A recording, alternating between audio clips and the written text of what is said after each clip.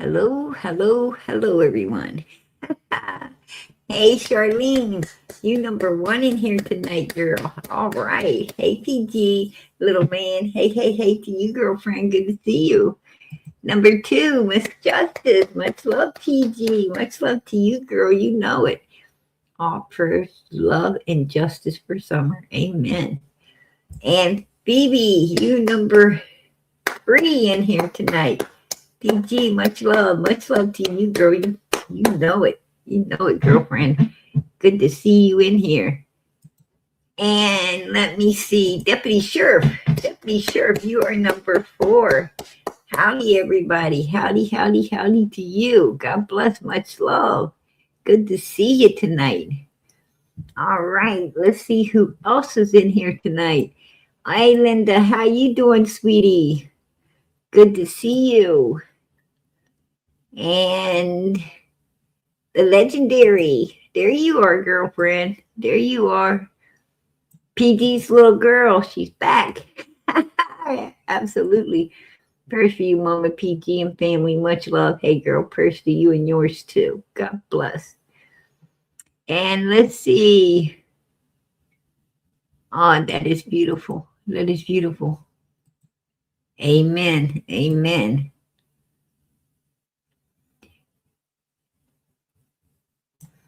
Oh, I love it. I love it. Prayers for all the missing kids. Absolutely. Hey, Brat. Good to see you, girl. Good evening, PG. How is little man doing?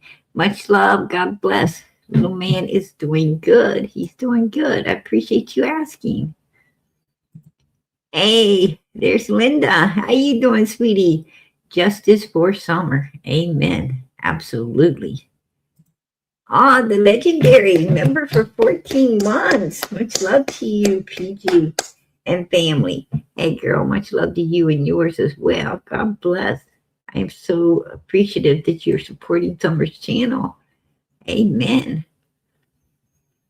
Hey, Karen, how you doing? Wendy, Coupon Mama, good to see you. Hello, PG and everyone in chat. Hope everyone has a great day today. Hey, girl, we hope you had a beautiful day as well. Let's see. Leslie says, good morning, 4 a.m. here in England. Whoa. You were up all night, girlfriend. You were up all night, but I appreciate it. I appreciate you taking the time to be here. Hey, Carla, how you doing? Miss PG and little man. Hey, girl. God bless you. God bless you. God bless you and your family. Absolutely. Hey, loose cannon. Hey, PG and chat. Hey, hey, hey to you, girlfriend. Good to see you in here. Oh, Brad, I appreciate that. I appreciate that. You know it. Soaring free. There you are. Weird, I was number 3 and I've been deleted. Oh, I'm so sorry. I'm so sorry. You gotta wonder. That's a mystery. That's a mystery we need to try to solve, right? That's kind of scary. You were number 3 and somehow disappeared. Whoa. That's a little scary. Hey, Italian Cookie, how you doing? How you doing, girl? We had 2 number 3s in here tonight. 2 number 3s. Soaring Free was one of them. Somehow she got knocked out, and had to come back in. Probably something to do with Wi-Fi, to be honest. All right. Anyway, I wanted to come in. I wanted to talk about.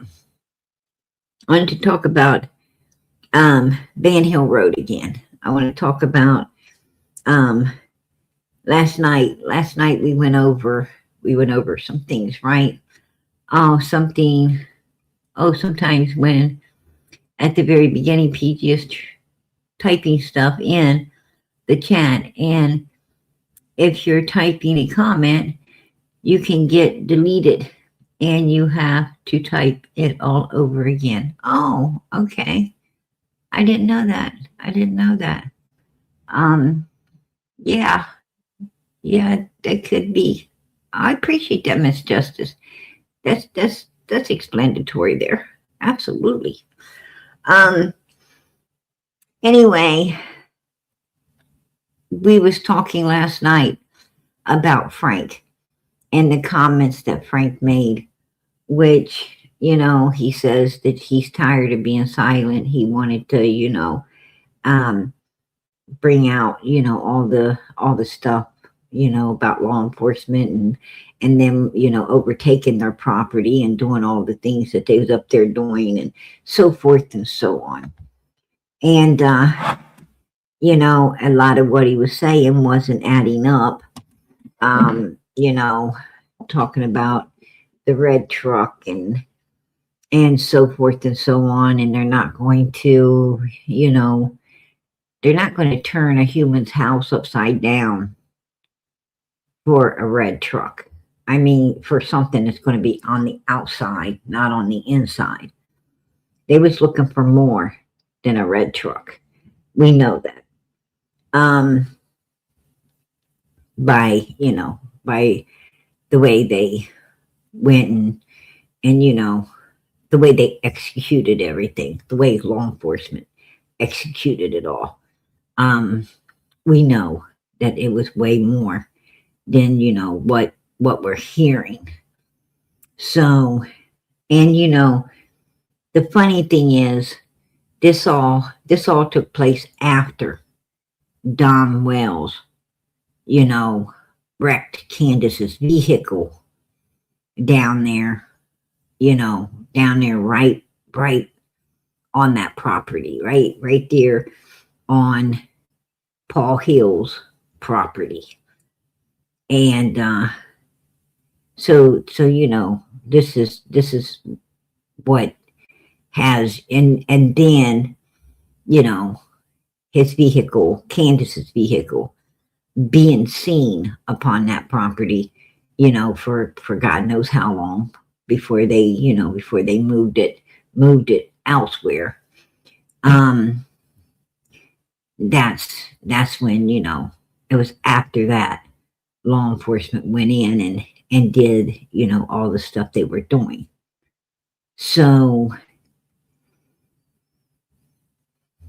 someone has been keeping an eye on the Wells, right? The Wells and the Wells property, which I fully figured, that they had somebody assigned to do nothing but watch the Wells, during this high profile case of Summer being missing. Usually, they have like detectives and certain people assigned to nothing but that particular task over the course of trying to solve the case, whether it be 6 months, 6 years, over the course, if they're truly, if there's truly information still coming in, truly, the case is very active, they're going to have someone, someone watching. Big Brother's going to be watching you somehow, some way. Big Brother's going to be keeping an eye on you. Possibly cameras, to know when you're moving, when you're, on the move. And then they, see which direction you went in and they make a few calls out and get you tailed to where you're going and, and back. So, and they pretty much know that with the history of Ben Hill Road, most of everything these guys do is after dark, right? They wait till sundown to get, what they're going to get going. They don't really work it in the light, right? What I'm saying is during the day, they try to look as normal as possible until the sun goes down. And that's when, the drinking and the illegal substances and all the stuff, that's when their lights come on, right? That's when the 110 Ben Hill Road lights come on. It's after dark, and they run until 2, 3, maybe 4 in the morning. Up there, depending on who they're entertaining, right? What family they've made their new victims is what I'm saying. And it seems like they was always had a family to victimize, right? Marlena Crawford's family, that Kenyan young boy's family, Allison's family, and from my understandings, many other families as well. Let's not forget about Candus being at the park, meeting up with a young mother who was going to run down, pick up some cigarettes and drinks, and come right back. And Candus supposed to be keeping an eye on all the kids. She gets back, and Candus and all the kids are gone. And she has to get law enforcement to go up, to 110 Ben Hill Road and get her children back. We can't forget about that, So what lesson did you learn from this particular story? Lesson you learn is don't ever leave your kids at a park with some freaking stranger while you run anywhere, right? Don't leave your children unattended anywhere for even a second. If you want to run and get something, you put your kids in your car and say, hey, if you're still here when we get back, we'll hang out. But you don't leave your kids there with some freaking stranger to watch your children while you're running anywhere, right? That's a big lesson to learn.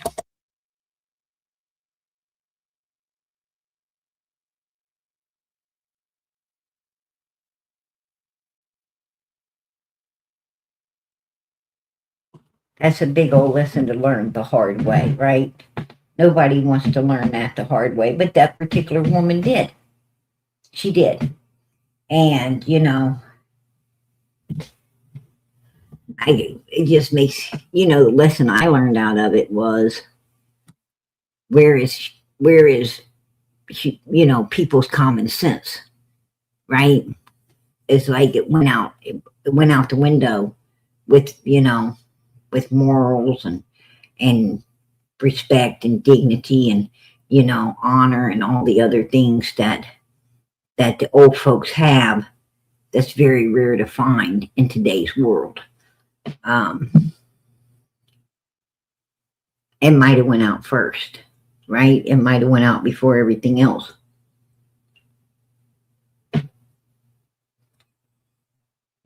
We just weren't paying attention. I don't know. But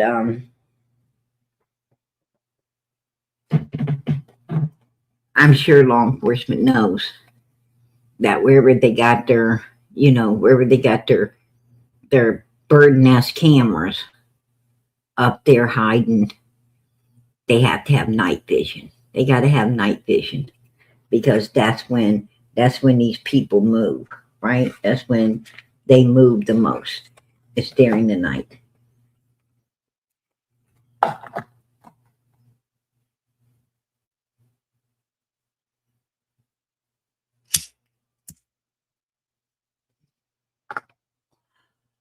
Oh, I heard they got cameras. And not only that, but they also got some the hills have eyes, right? The hills have eyes. Everywhere has eyes. Everywhere has ears. And no matter where you're at, somebody's watching you, right? And and it's more than your anxiety. Right? Somebody's watching you, and it's a lot more than your anxiety. Um, that's why you got to be, you got to stay safe and you got to be careful. Somebody's always watching, and I'm sure there's a lot. I'm not saying there's many, but I truly believe there's a few. There's a handful, up there, older people, you know, that remember the dignity. They remember, the kindness, the love, the caring. They remember, you know, honor, trust, respect. They remember the old way. And I'm sure they're making, they're making some calls. They're making calls as these people, as they see these people moving in the middle of the night. Ben Hill Road, and Beach Creek, the corner of Ben Hill and Beach Creek is far and few traveled, right? It might as well be sitting out in the middle of a desert. That's how quiet it is. It's pitch dark. You can hear a pin fall. And anybody coming in or out, well, it's going to, these people don't live inner city. They don't live where, they're always hearing noise and they got to learn to sleep through it, right? They live out in the boondocks like nobody. You can hear a pin fall during the day, let alone at night. At night is even, you can hear white noise at night. That's how damn quiet it is. You could probably hear your own heart. Your own, you don't have to go to the doctor. You can hear your own rhythm of your heart. And that's how dark and quiet it gets down there. And when people, when it gets that dark and it gets that quiet, people, everything wakes them up.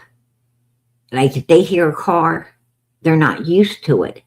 So when they're hearing noise at night, it wakes them up. And these people, they're not lazy. They get up and they go look. It's not like the city where, you get so used to the noise. If you hear it, you don't even, you just sit there and say, oh, hell, it's the neighbor or it's this or it's that. Or I don't really care, right? You hear noise all the time. But down there they do. And they get that ass up and they go look, right? These are old folks. They're used to looking out. I mean, they spend a lot of their life just looking out the windows, looking out the doors, being outside looking. So they like to look. And I'm sure that they see Don Wells moving, and they all know who he is. They all know what happened. They're on the phone saying, hey, let me talk to my buddy so and so. Hey, Mr. So and so. Yeah, guess who I saw moving? And that's probably another way that they know, a lot of what's going on up there. It's definitely how they knew that there was, a bonfire going for like over a week with Candus and Grandis. First, it was Candus and Grandis, putting all kinds of stuff in it. And then as soon as Don Wells got home, he started, he was out there. And I don't know what all they put in that, but they was getting rid of some real evidence, right? They was getting rid of something. Because you don't just, you don't make a bonfire and burn it for, over a week straight, like day and freaking night, throwing stuff in it, unless there's a whole lot of something, you got to get rid of. So we have to remember they's up there doing that as well.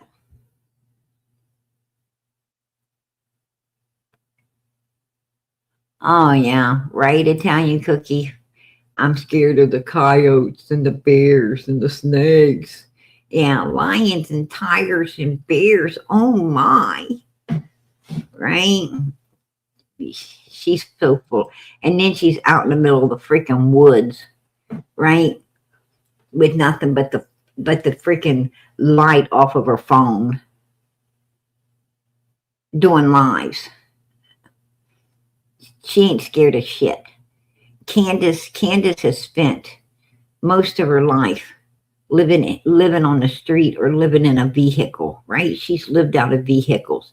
She's actually, been homeless, sleeping on the streets with other people on the street. I mean, when you do that, you're not afraid of anything. You have no fear. Um, if you could go out there and if you could go out there and lay your ass on the street with a bunch of other homeless people, for weeks and months at a time and not be afraid, your ass ain't afraid of nothing. That's all I got to say. Because I'm going to tell you, when you hang with those type of people, you are in very bad company. You're in very, very bad company. I mean, that's a time to be afraid. Because a lot of these people, these people who are homeless, they're very dangerous. They're very dangerous human beings. They got a lot of mental issues going on. They've got, a lot of a rap sheet. A lot of them have a rap sheet a mile long, right? They can't hold a job, and they've been in and out of jail, in and out of jail, in and out of jail. They're always looking to use and abuse and take somebody to the cleaners so that they can get what they can support their habits, because they have no other way of supporting them. They're very dangerous people. And if she can hang with that and feel safe with that, well, she's dangerous herself, right? Something ain't right in her head, and she's very dangerous as well. She's no better than the people she's with, is what I'm saying. Birds of a feather flock together.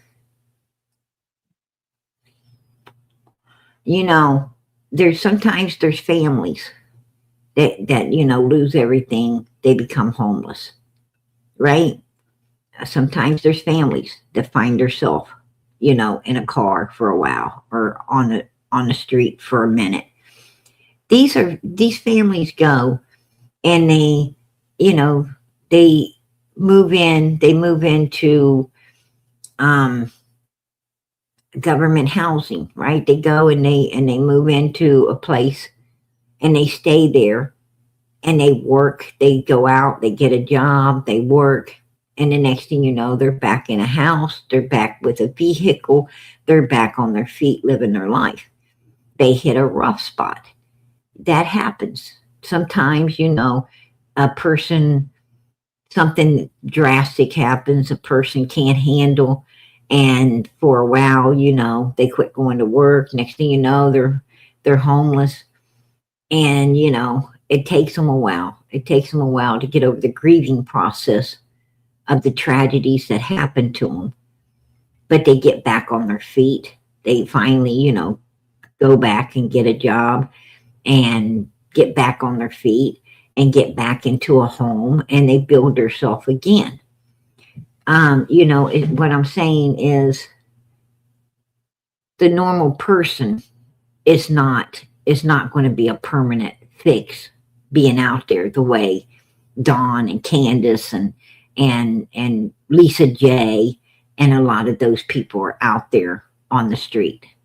They're out on the street because they don't want to be anywhere else, right? They don't want to do what it takes to live a normal life. They don't know what normal is, because they get a charge. They get, like, some kind of I guess the best way to put it is doing evil. They like feeding their demons. They like feeding their demons. They like being out there. They like being with these, with these horrible people and doing, what humans shouldn't do. And they love the excitement from it. They love, all that goes with it. They love to feed their demons, you know, with that type of evilness. And a lot of people, feed demons in different ways. A lot of people are addicted to nightclubs, right? They go to the club, they pick people up, take strangers home with them, and wake up the next morning with, if they're lucky, they wake up the next morning with somebody they don't even know in their freaking house, and and they go out and they'll do it again, and they'll do it again, and they'll do it again, because they're addicted to the bright lights. They're addicted to um, all the commotion that's going on. They're addicted to how easy it is to to pick up on strangers and so forth and so on, and they're willing to take that risk because their eyes ain't open to the cesspool that they're living in. Their eyes are not open to the evil cesspool, surrounding them, or the dangers that that go with it. And so they feed their demons in a different way. And it's all dangerous. It's all dangerous, you guys. But Don Wells and Candus, someone had to report this. Someone, had to report this. And I feel it had a lot to do with, with the wreckage of Candus's Subaru on down there upon this man's property. And people who somehow was reminded, of the connection between the hills and the wells. And they decided, oh yeah, I totally forgot about, seeing this interaction between these people prior to, Summer's disappearance. And I think law enforcement probably should, be informed and updated and so forth and so on. And somebody made the call, right? Someone made the call. When it jogged somebody's memory, and they were kind enough and caring enough to pick the phone up and call in a tip. And thank God for that. Thank God for that, right? But anyhow, here's the Subaru. Right here. There it is. Frank Hill's property. Now, they don't call law enforcement, right? They don't call law enforcement and have law enforcement out there and an ambulance out there, because this could be, this could hurt somebody, right? I mean, old Don could have been hurt and didn't even know it, right? Having an accident like this, you're taking, you're taking a risk. When you have an accident like this, you should go to a hospital and be checked out just to make sure, that you're okay and you're not going to go home and have complications, start having complications that's going to send you to a hospital. So most people, call help out there, right? Call law enforcement out there, but they don't call law enforcement out there. Nobody calls 911. Don, he bricks. He goes, in my opinion, he goes back up I think he was already at this Paul Hill's house. That's my opinion. I think that he was already at this man's house.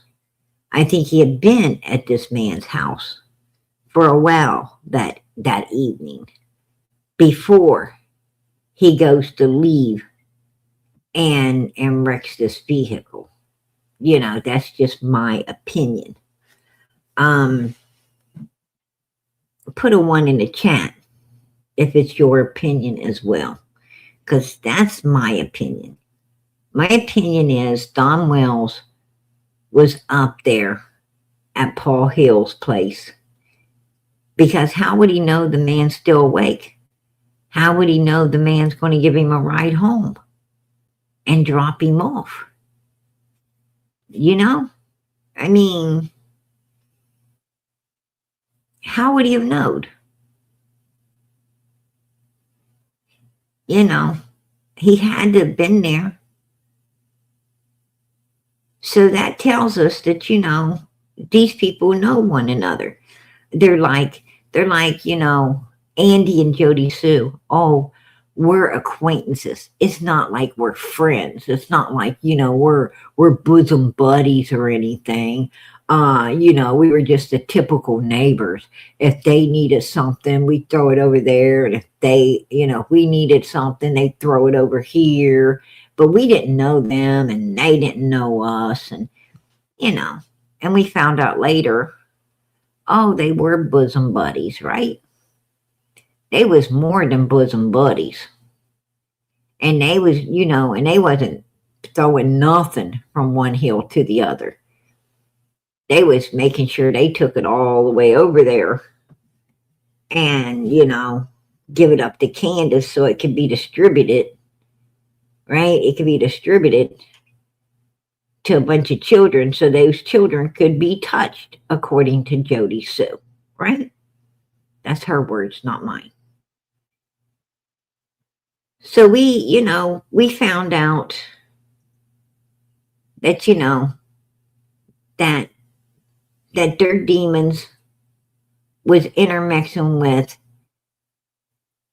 the other demons, right? All the demons were banding up as one on Ben Hill Road. Same way with Fred Hill. You know, we don't know Fred. We don't know this guy. And, you know, oh, we don't know them either. They, you know, we know of them, but we don't really know them. I mean, I've talked to Don and, you know, and this and that, but I don't really know them. And here we find out, you know, Candus was going down there to Fred and Laura's all the time. And Don was going down to Fred and Laura's all the time, and Fred was going up to Don's house all the time, right? And they definitely, you know, was intermixing their demons. But they wanted to, you know, try to gaslight us out here, right? They try to gaslight us out here, with all their bullshit, you know, lies, as if they don't know each other. Why would they need to separate? I mean, if they had nothing to hide, why were they scattering and trying to separate themselves from one another, right? I don't know. I don't know.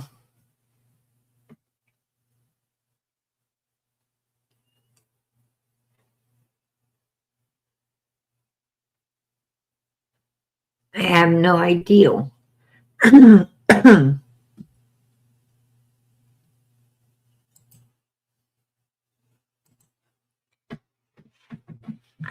have no idea.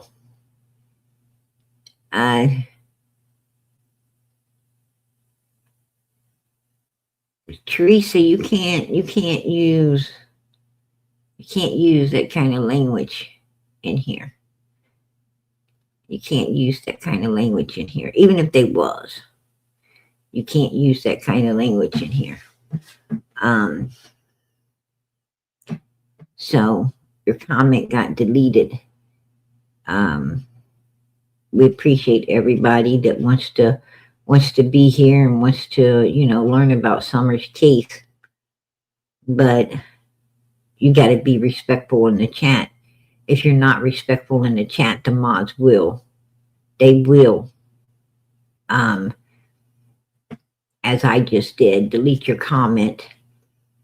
And if you continue to be disrespectful, well, they'll give you a steel-toe boot and delete you permanently. That's how it works in here. So please be respectful. Use respectful words. Right, exactly. You got to be respectful. I mean, and you know, you asked yourself, what does that have to do with the price of tea in China, Teresa? But you know,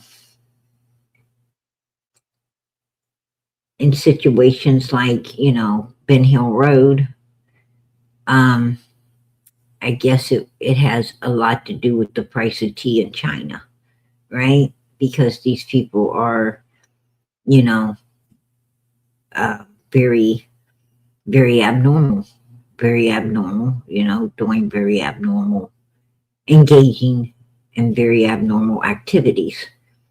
That's true, you know, that's true. So, you know, and I don't care who engages in abnormal activities, you know, over the age of 21. That's not my concern. I can care less. But when you're engaging in abnormal activity and, you know, with minors, with little children, well, I give a shit about that.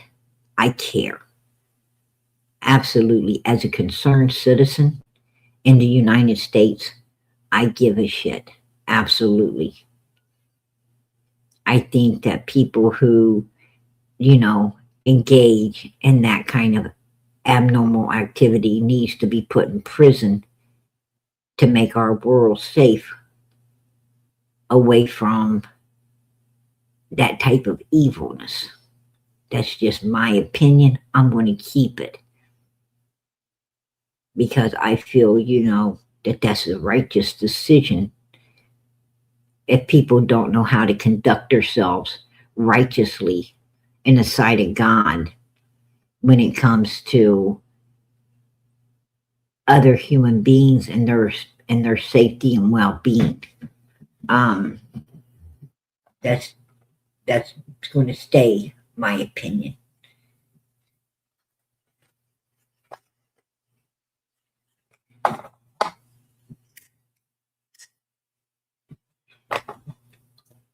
I don't like evil. I don't like it. God don't like evil. God does not like evil. I do not like evil. And there is nothing wrong with not liking evil. I hear a lot of people say, you know, don't dislike the person, dislike what they do. I'm going to tell you what, that is probably one of the dumbest damn things I've ever heard in my life. Don't dislike the person, dislike what they do. What they do is that person. What a person does is them. That person makes the choice to do evil, right? It was them making the choice to do it. What they do is them. And I have no problem disliking them if they're doing evilness. You know, I'm not going to sit there and dislike what they do because they made the choice to do it. It's them that I'm going to dislike, and it's them that I'm going to disband from. I'm going to disband from them and have nothing to do with them whatsoever, right? Other than watch my back, right? Other than watch my back if I ever see them again. That's what all humans better do.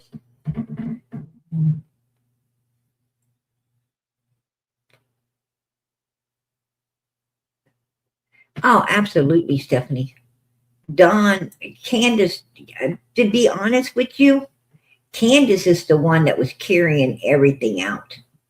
She was the one I'm not sure who the brains of this operation was, because I don't see Don Wells being the brains of anything. I don't see Grandis being the brains of anything. I don't even see Candus being the brains of anything. I'm going to tell you what, you put all three of those people in a bag and shake it up, you wouldn't know who's going to fall out first, right? You have no idea. To be honest with you, I don't think that they got a brain stretch between the three of them. You know, that's my opinion. That's just what I think. So I'm thinking to myself, who in the hell was the brains to this BS that was going on, right?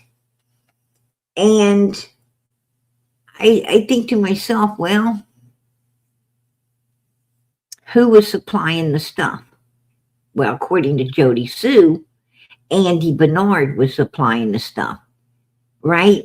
And Andy Bernard was one of the first damn people hauling that ass up out of Ben Hill Road. Matter of fact, he didn't only haul that ass out of Ben Hill Road.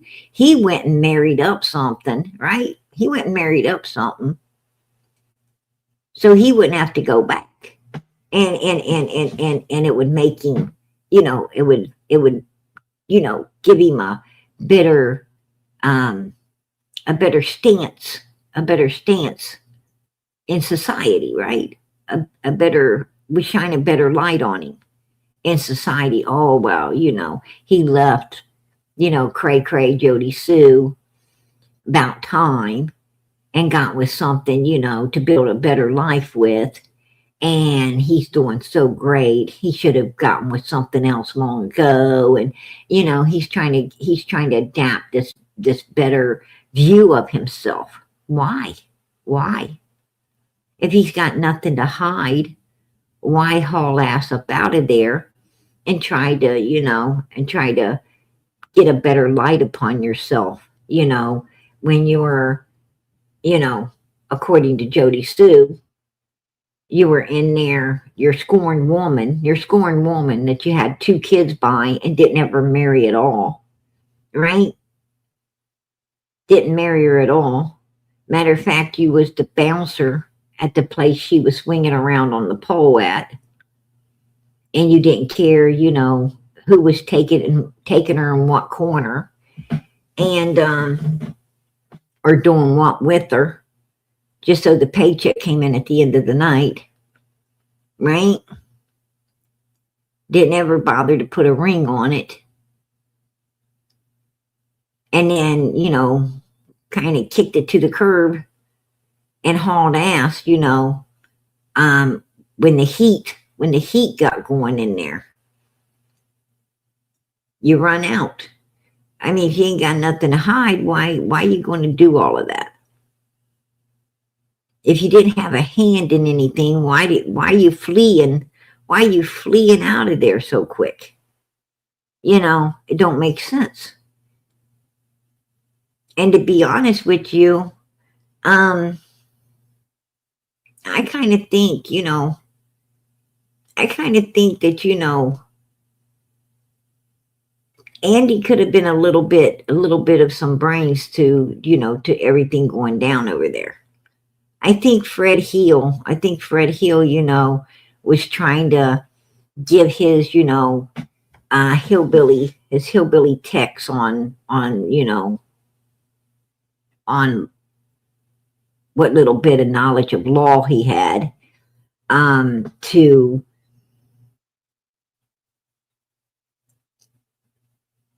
his Googling law. He learned how to use his phone to Google, to ask Google everything and then try to sound smart when he's talking to Don Wells about how to cover up and, and get out of all kinds of different, scrapes and so forth and so on. He was using some of his own, own mistakes, after the fact mistakes to try to, one up with Donald.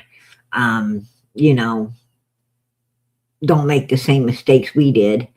I think that's why Summer got her hair shaved bald, right? I think that's why she got shaved bald, is because Child Protective Services, showed up at Freddie's house, right? Or Freddie's daughter's house, and removed the kids because, they took hair samples, right? They came in, they took hair samples from the kids, and then they removed the kids, right, away. And, Freddie said, "Oh, you don't want them to get a hold of no hair samples, right? Don't want to get no hair samples." So what did they do? They shaved all of Summer's hair off completely. And Summer had to pay the price. She had to pay the price, right, for their evilness. And why would they shave all the hair off this baby's head, if they weren't sedating her, if they weren't doing something? I mean, that,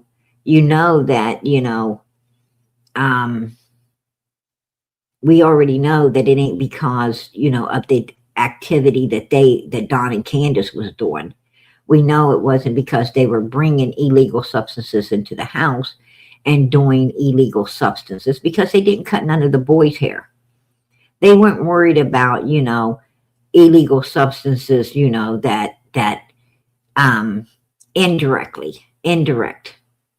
They were, her head got shaved because of direct, meaning, was supplied directly to her. And they didn't want.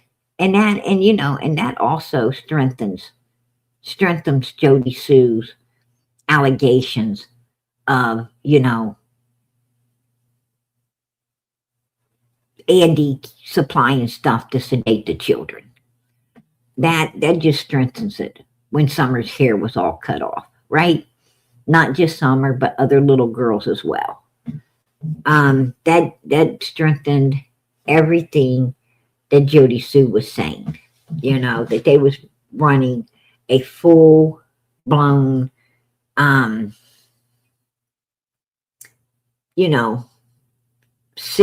sick fest across the road over there. A very illegal operation involving children.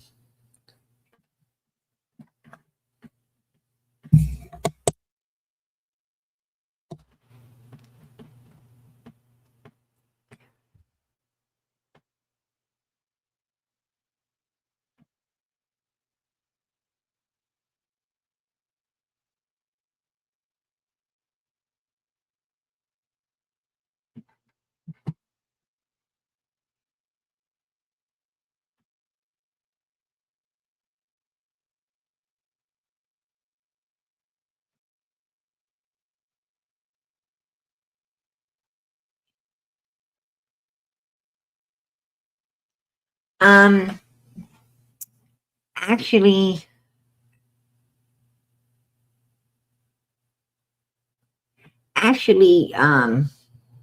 numbers on Summer's case right now, well, they're down.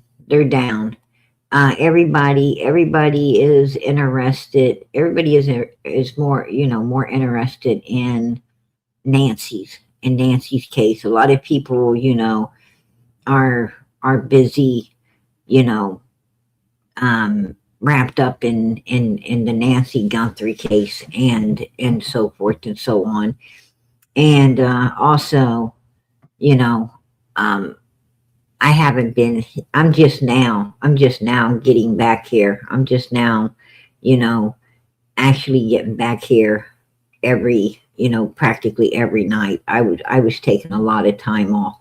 So numbers are down, but they'll they'll grow as, you know, as we get back to normal, you know, being here every night for summer, and you know, the Genesis, the other little missing girl, and you know, so forth and so on.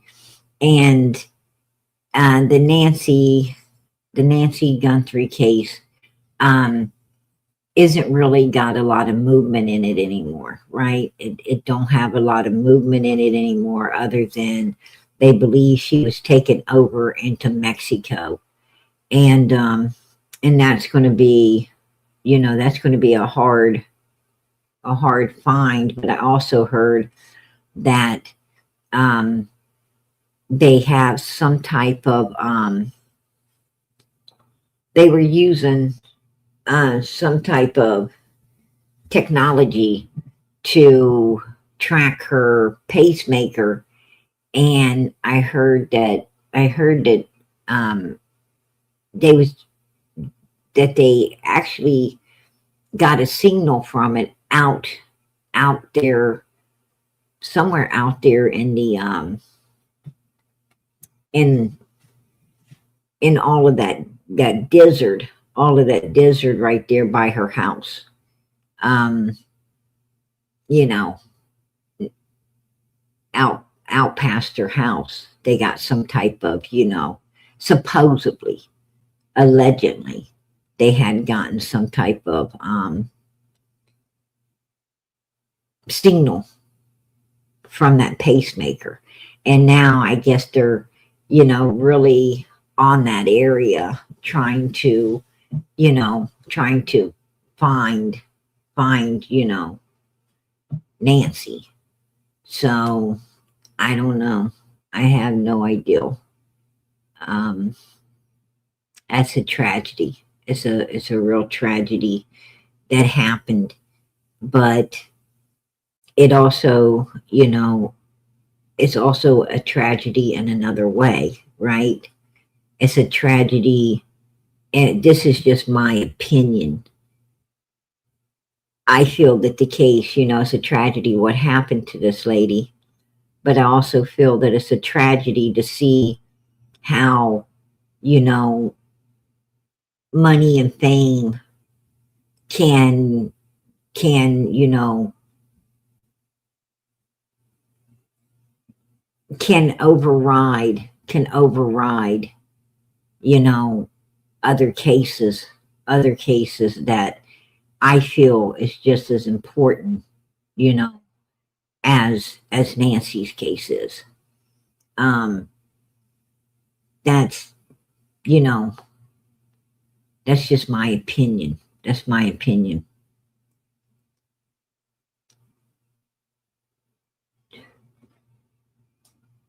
There was no 911 call on the night that it happened to Nancy. There was no 911 call. Um, the night that that happened to Nancy, the 911 call wasn't made until the next day. Nancy didn't show up to church. And when Nancy didn't show up to church, the people at the church, concerned citizens, got a hold of Nancy's family. And the sister, Annie, and her husband went over to check on Nancy. And that's when they found the back door open, and, you know, and their mother gone, right? The mother gone. And no 911 call had came in uh, for over an hour at that point. When the daughter and the son-in-law went to Nancy's house, found the back door open, went in, you know, seen everything, you know, seen everything that the police saw. They still didn't call the police until, you know, until like an hour into everything. Um, which you got to wonder why the delay, right? Why was there a delay? Um,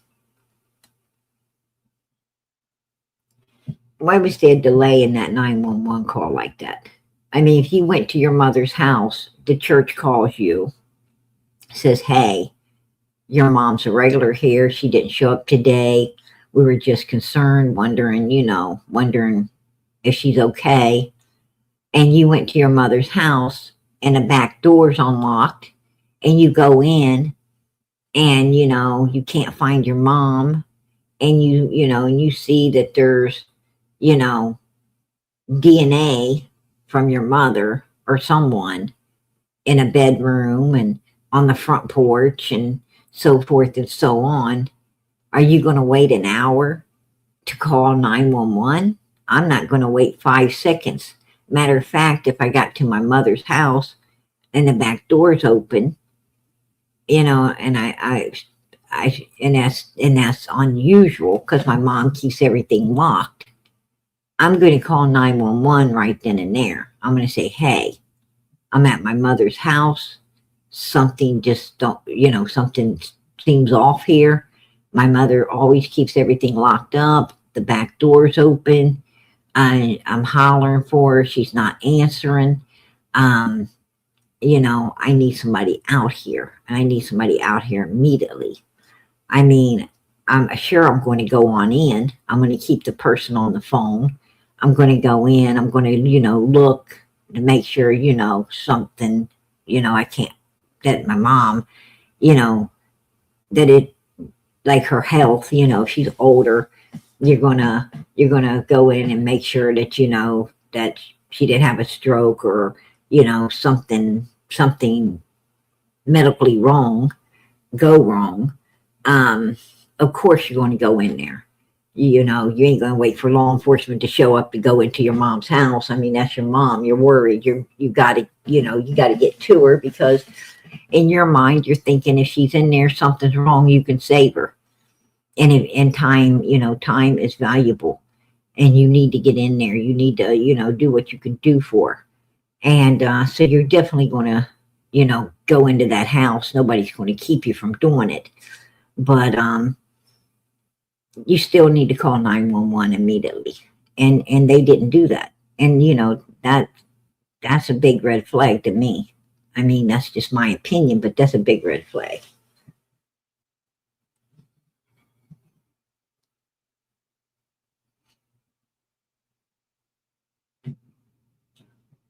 All of those ransom notes are not real.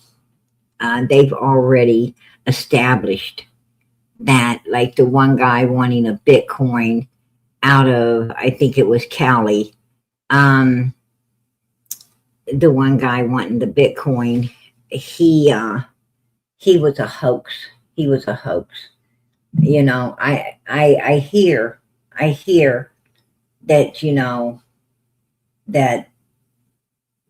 that some of the ransom is legit. That's what I'm hearing. That, some of the ransom is legit, but not all of it.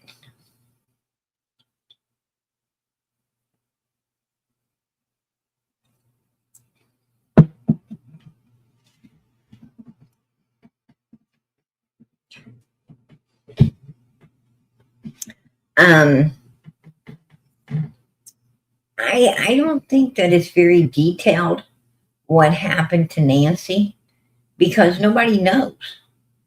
Nobody knows what happened to her. What they do know is there was a person, they do know that the back door was open.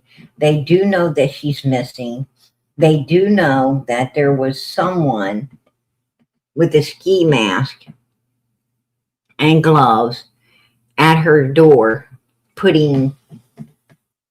at her front door, putting weeds over top the camera that was there, to block everything.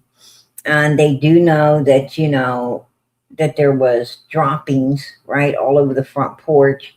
There was, DNA from Nancy, definitely from Nancy, on the front porch. They know that it wasn't stepped in, so it hadn't been stepped in. There's no footprints in the droppings that was at the front door. So they know that that's the way they brought her out. They brought her out the front. More than likely put her in a vehicle.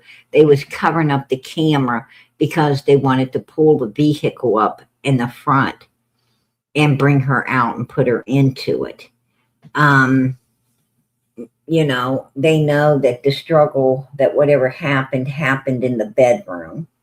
They found, you know, DNA in there, supposedly foreign DNA from the person who, you know, who allegedly got into the house and did whatever they did to Nancy. But that's as far as it goes.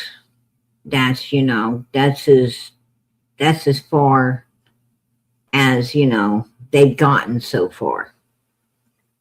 And they're not, you know, they're not sure who the person was. They're not sure what kind of vehicle they were driving. They're not sure where they took her, what they did with her. And, you know, they're not sure about anything. When it comes to solving, you know, all the big stuff to solve the case, they got nothing. They got nothing, is what it sounds like. You know, so I guess, you know, no matter how much money you have or how much, you know, publicity you got and how much, you know, fan base out there you have, you're as helpless as anyone else when it comes to, you know, evilness showing up in the middle of the night and seeking to destroy and get away with it, right? You're as helpless, you're as helpless as Summer Wells. You're as helpless as Michael Vaughn. You're as helpless as Sebastian Rogers, Jack and Lily. You're as helpless as all the other ones trying to have their cases solved and be found, right?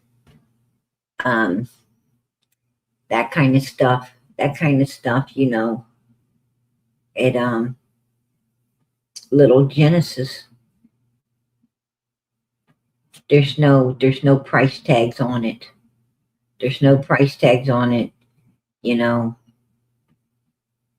You got to try to stay safe in this world. And, you know, as for children, you know, children depend on other people to keep them safe.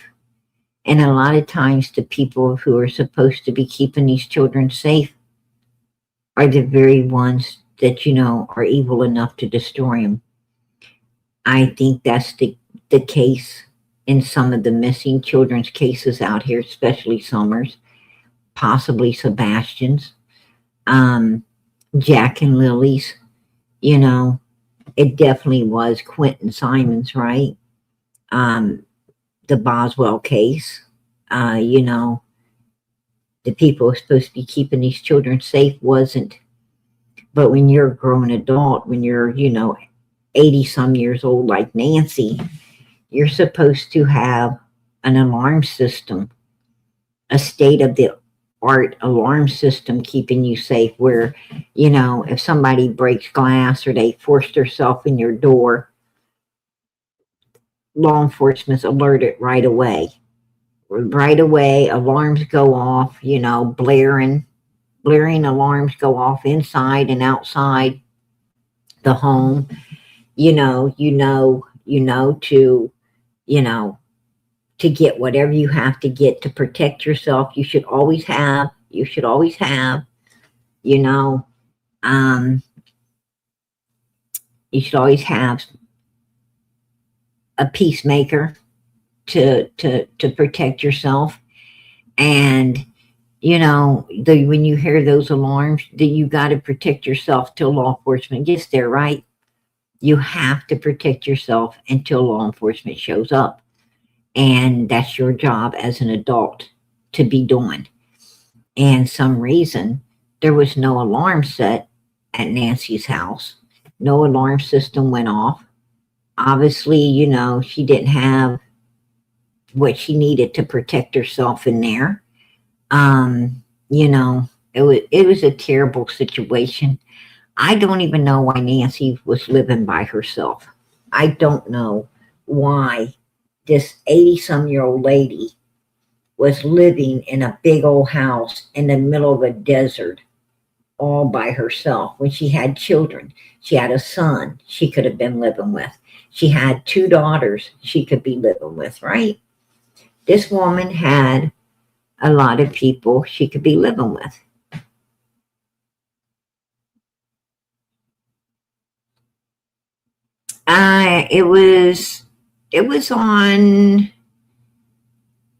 It was on one of those news channels. That's where I heard they got a ping on the pacemaker.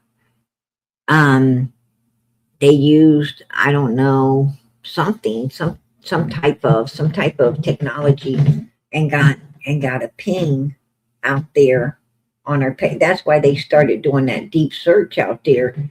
In that big desert area by her home, because I heard they got picked up some type of signal that, from the pacemaker. I don't know. You know, that's what I was hearing. Put a one in the chat if you heard that as well, because I know I heard it. I've been following Nancy's case just like everybody else. I've been, listening. I listen to JLR. I follow JLR sometimes, but mostly the news. I usually follow, Nancy Grace and the regular news channels, because they have a lot more pull, and they got a lot more information, a lot more, they know a lot more that's going on, and, more detailed, and so forth and so on, you know.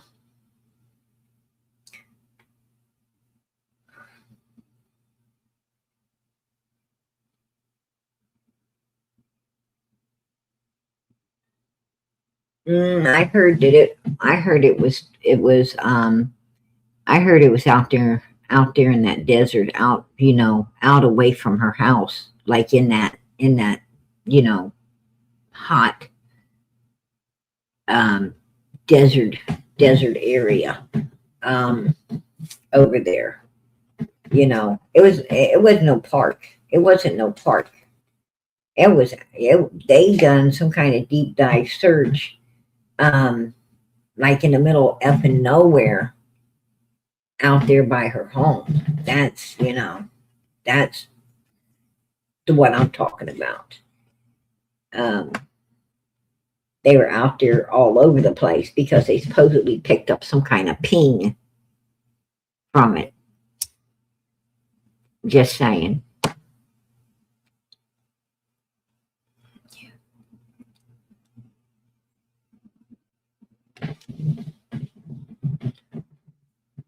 Yeah. So I don't know.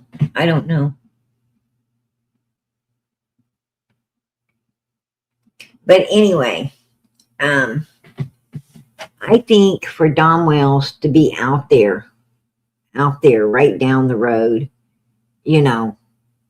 right there at Frank's place, I think he had to have been visiting up there, and was on his way out when this accident happened.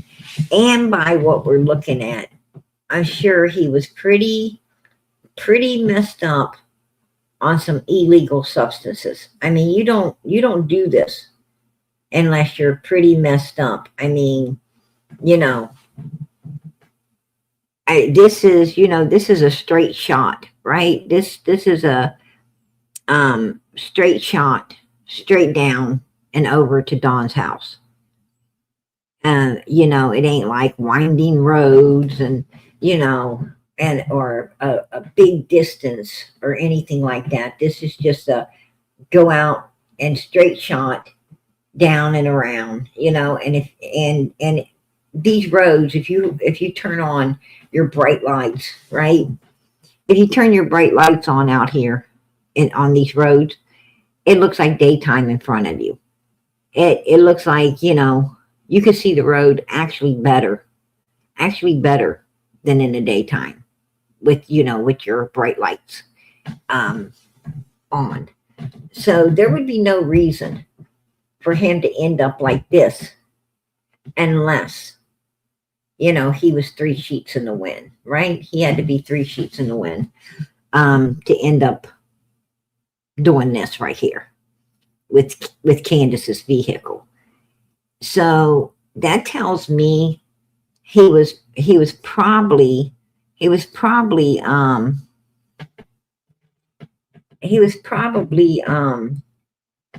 PT's ignoring me.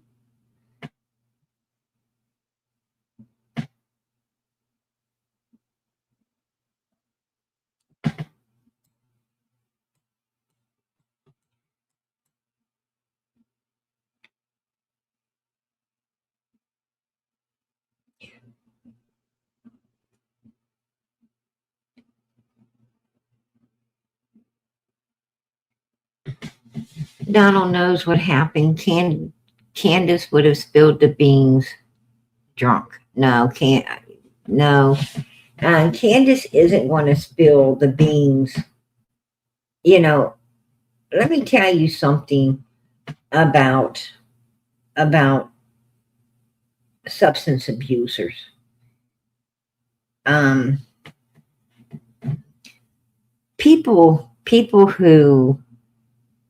People who, you know, substance abusers and people who, you know, and alcoholics.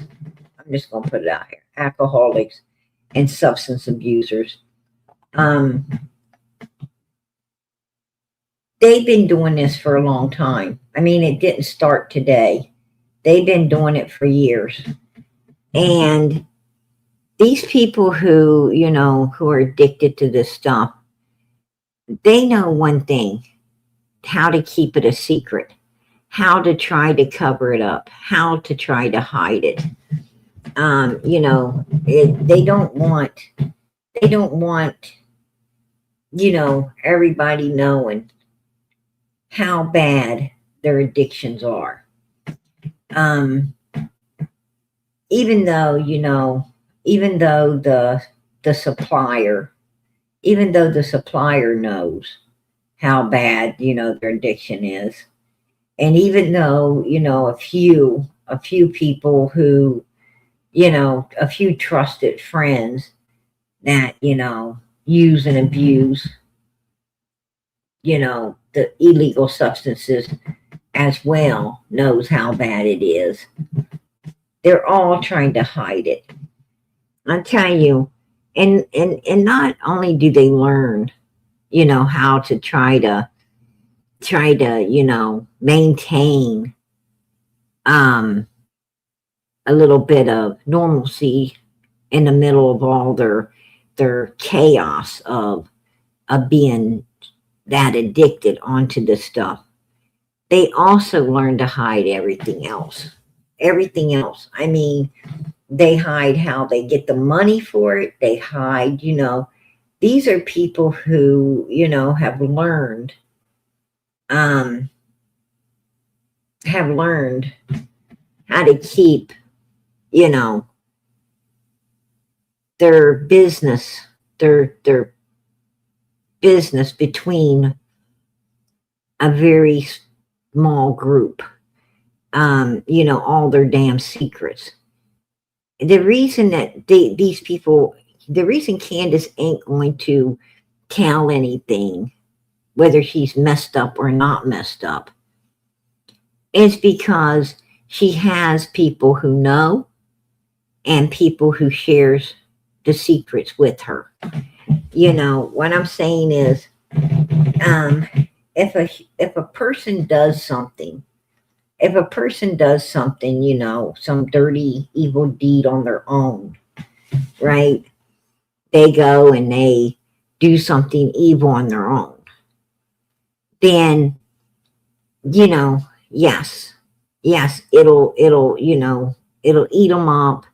And at some point during one of their, you know, um, one of their stupors, they will, you know, more than likely they're going to, you know, tell, they're going to, you know, they're going to confide in someone because they, you know, it's a heavy burden to carry alone.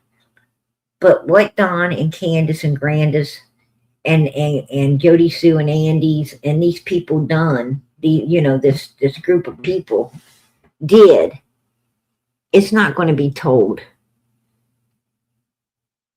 It's not going to be told because it's what they call a shared secret, and they got plenty of people to talk to about it. They got plenty of people to talk with about it, you know, besides all of us. So you're not going to get anything out of none of these people unless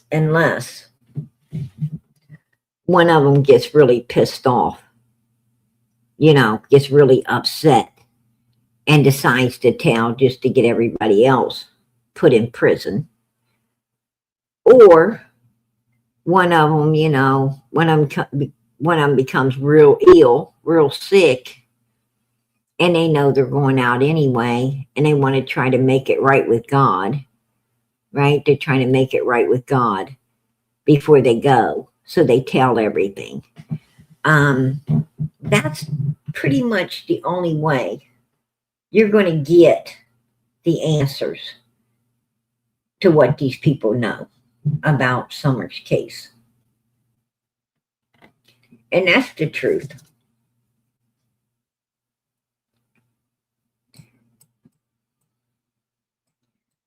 I'm trying to see,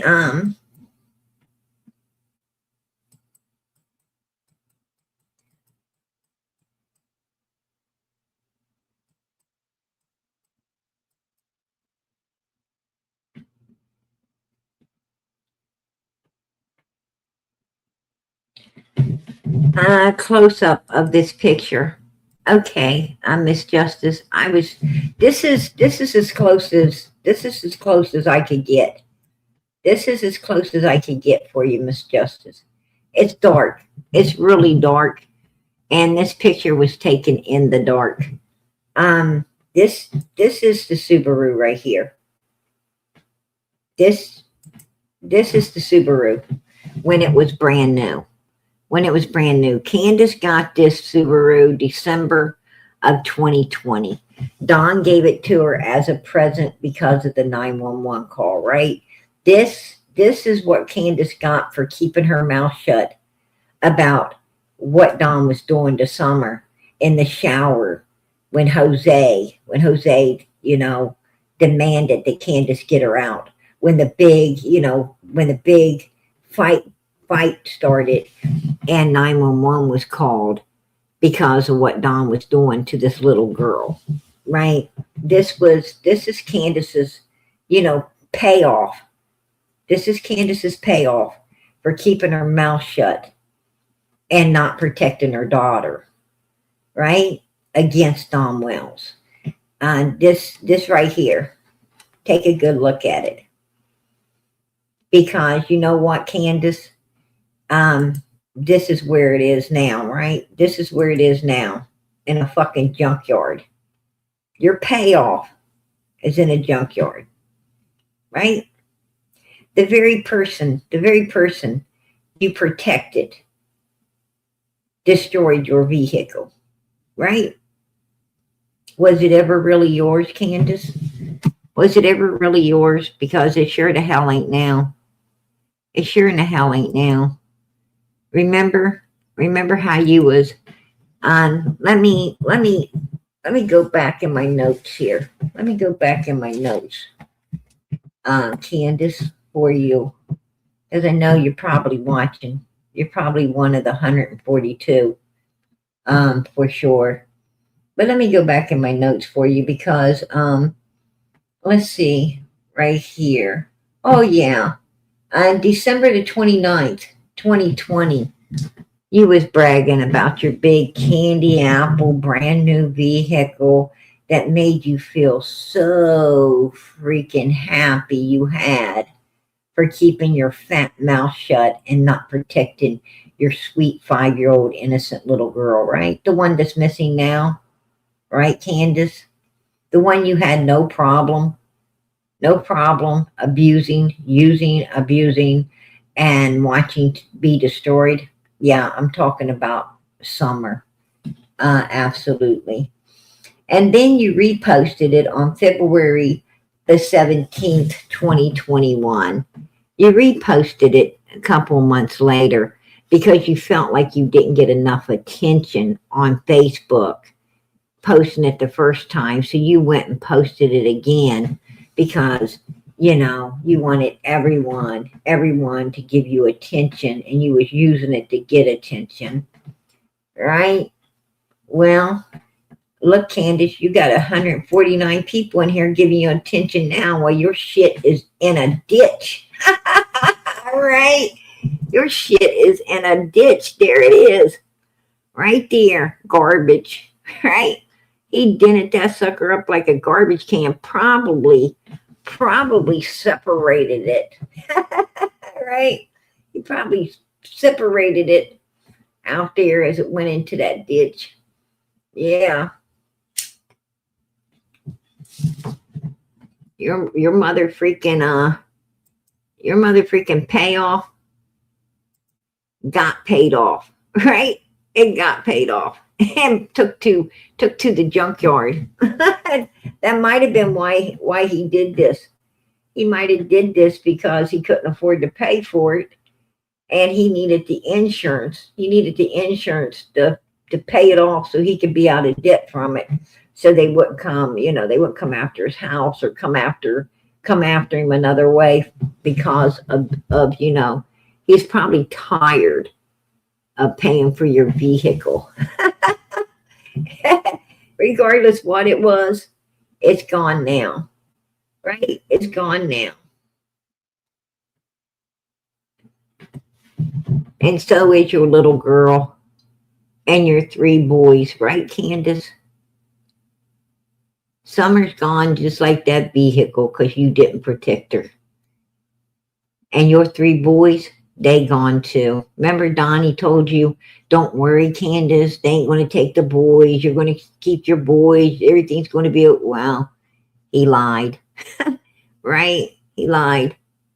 Your boys are in Child Protective Services. Your boys have been adopted out to other families. You got one that's in a like a halfway place, and they don't even want to come home. He'd rather stay there than to bring his ass anywhere near you again. Right, Candus?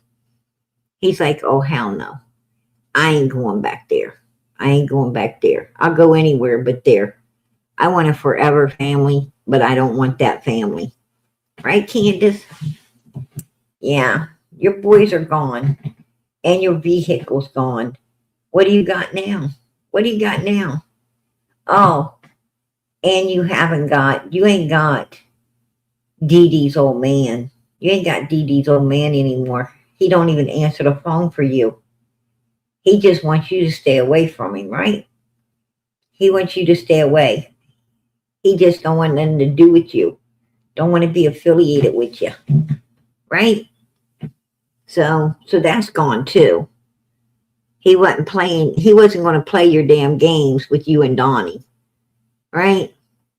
You run in back to Donnie, then run into him, and then run into Donnie and run into him. He's like, oh, I ain't playing this shit. This is a dangerous game. I don't want you around me. Right? My wife was your friend. You got the vehicle. You got a whole lot of other stuff that belonged to her. It's done. It's over. The free ride's gone. That's why you was wanting to contact Cher about Donald, because you guys thought you might be able to come back out here through share and reap a few bucks. You felt the well out here. The well out here might still not be dry, but it is dry. The well out here is dry. Nobody's going to support you in this YouTube world anymore. Period. What everybody out here is supporting, Candus, everybody out here is supporting Summer Moon Utah Wells. Everybody's supporting the little girl who needs to be found, brought home, and justice served. God has already put the truth on the table. He's put the truth on the table, and every day he's putting more and more truth on the table. Why do you think Don Wells wrecked right here in front of this man's house? He wrecked right there in front of this man's house because God wanted people to know that these people are somehow involved as well. In Summer's case. Now, how they're involved, we don't know yet, but I'm sure we're going to find out. Right, Candus? And trust me, they are searching it left and right, backwards and forward, and they're going to figure out exactly how these people tie in to everything that went down with Summer. But we already know, with this vehicle being here where it's at, we know that Don had to been hayed all up on illegal substances, and these illegal substances must have came from one of these residents right here in the area, right? He had to been doing them. He had to be doing them at one of these residents in order to tear this car up right outside of him. There you go. That's God. Have you seen God today, Candus? Because I see God every day. I see him every day. I see him in all the people around me. I see him, I see his art. Every time I look out a window, I see God. All the things he made, he put together in this world, Candus, I see God. And right here in this picture, I see God. I see answers to Summer Moon Utah Wells case. That's what I see, Candus. And I see God solving this case. What you do in the dark will be brought to the light. You should have listened to that. You, instead of laying like a normal Rockwell painting inside the church. Only thing missing was the wine bottle at your feet. And hell, for all I know, that could have been there and we just didn't see it. But instead of laying around like a big clown in a Norman Rockwell painting on a park bench inside the church, you should have been setting that ass up, reading and listening to that Bible. And then you would have understood that God said, what you do in the dark will be brought to the light. Oh, you don't think it was dark. Oh, it wasn't dark when we took Hunter out there to the swimming hole. No, Candus, it ain't that kind of darkness. It's the evil damn darkness that you set up that day to be done. That's the darkness that's going to be brought to the light. See? So you sit there and do your little inside joke. It wasn't dark. It was very dark. Right? Very dark. Your sinister ass. Your sinister ass. Darkness. That's what that darkness was. Your sinisterness. You used Grandma's knee to go into Kingsport to pick that boy up, took that boy to that swimming hole, and in my opinion, you had that little girl destroyed. Took her back to Allison's house, cleaned her up, put her in that damn outfit that you picked out from a yard sale. Couldn't even put her in a brand new outfit, could you? Couldn't even put her in brand new clothes. You sorry ass piece of shit. You could get liquor every day to pour down your throat, but you couldn't buy your little girl new clothes. You're disgusting. You disgust me.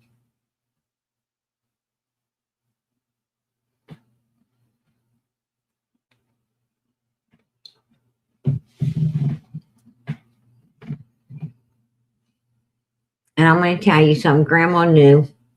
That's why Grandis hauled ass. She hauled ass because she knew she used her knee to go in there and pick up that boy to do the sinisterness that was done. Propped that little girl up on milk jugs. On a live, right, Candus? And then try to take a video close to the house so that you could run off some abduction bullshit. And law enforcement knows there was no abduction. They know that there was no wandering off because you and Don made that a matter of fact from the get that she didn't wander off. And your matter of fact she didn't wander off let us all know that you knew what happened. Because if you don't know what happened, then you can't be saying she didn't wander off. You knew. That's why you said she didn't wander off. If you know where she isn't, then you know where she is. They should have arrested your asses right then and there. Why they didn't, I don't know. I'm still trying to figure that one out. But I'm sure that'll be brought to the light as well. Just like that vehicle right there. It's going to be brought to the light. And I'm going to be honest. I'm glad to see your vehicle is trash. Just like you. I'm glad to see it's trash. That was another evil thing right there. You got that vehicle in an evil way. Should have knew it wasn't going to last.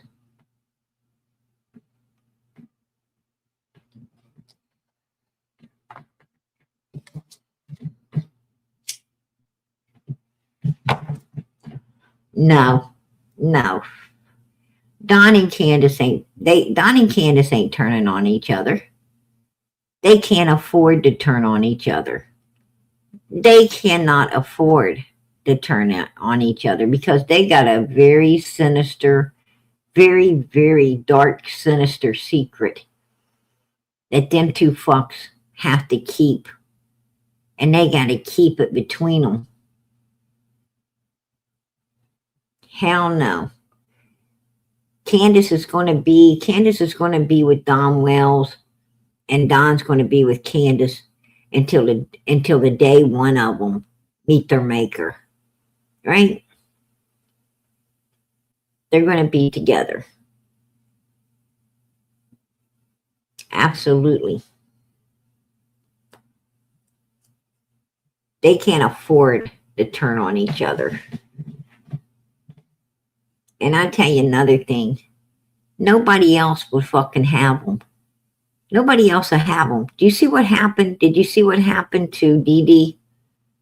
You see what happened to her having Candus around? Did you see what happened to Allison and Leslie by Allison allowing Candus to groom her son into a fucking monster?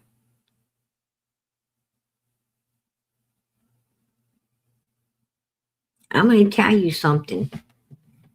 Those mother freaking Don and Candus and Grandis, those people are demons. They are demons, and they mother freaking look like them. They look like demons. I hate to say it, but them motherfuckers look like demons. I mean, look at them. Take a damn look at them.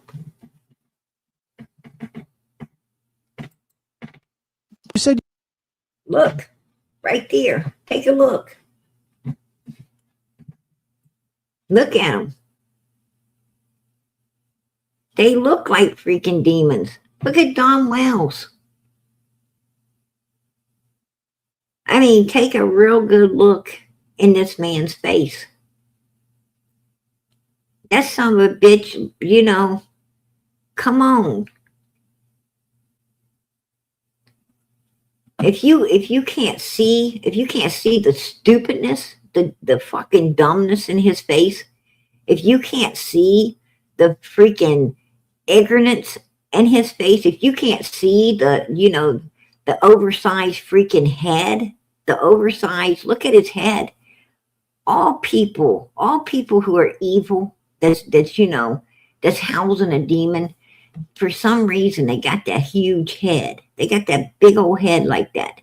They got that dumb fucking, that dumb fucking look, like they're three sheets in the wind all the time. And they just, and they, in their eyes, you just look at their eyes and you could tell that there's something else staring out at you. You could tell there's something behind there staring out at you that you don't want to fucking know, right? You don't want to meet it. It's sinister. I mean, that sums it up, baby. I've been around evil people my whole life. Trust me, I know what the fuck they look like. I know what these people look like, and that right there is spot on. And look at Candus. Oh my God. I mean, this lady looks deformed. Her mother freaking demon has done twisted her face. It's done twisted her face. And and look at the way, that's how she looks at people when that demon back there is trying to lie to you, trying to manipulate you, trying to fuck you over. Take a look. Take a look. Hell no. Nobody wants these pieces of shit. They're going to be together forever and some days, right? Just saying.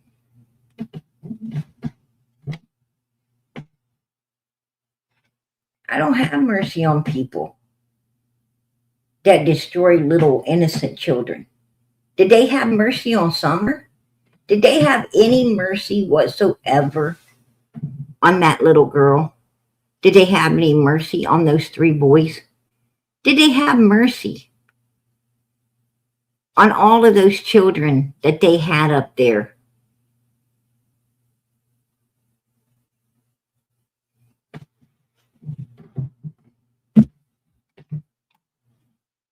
Leading to do pure evilness. Did they have any mercy on those children that they were grooming, that they were using and abusing and allowing to be used and abused? Did they? Because I'm going to tell you what, I brought a reminder tonight for everybody.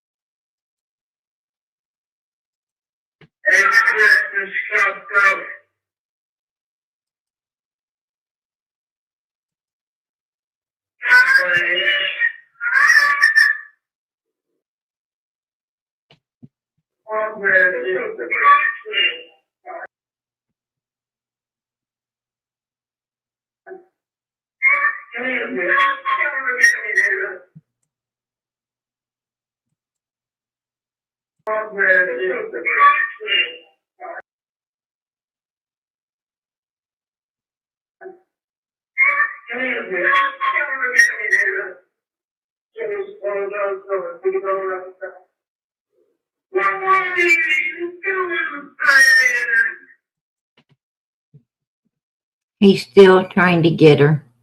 He's still trying to get her. Help me. Help me. Somebody. Somebody, please. Help me.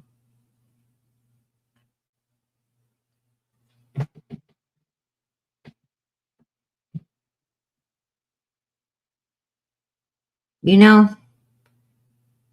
people need to be reminded.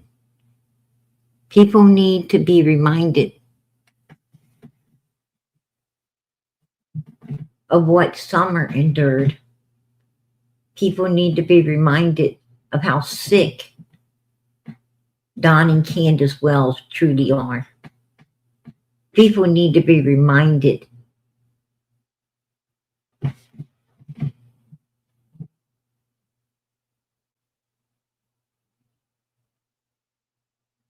that Summer is the victim, the one out there lost, the one needing to be found, brought home, justice getting served. We have to remind ourselves in this world how evil really is. So we won't make no mistakes in coddling dirty, low-life, worthless suspects.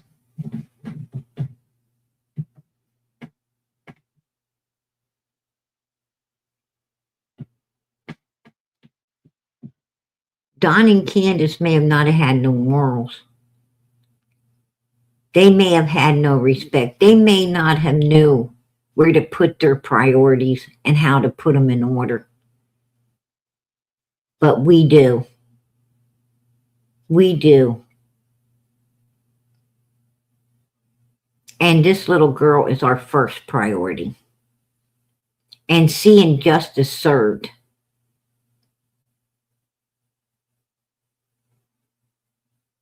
is our priority as well.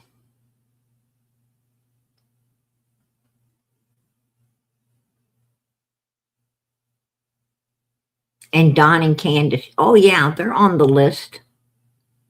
They're on the list of our priorities. The list of finding the truth and getting their asses put exactly where they belong. In prison.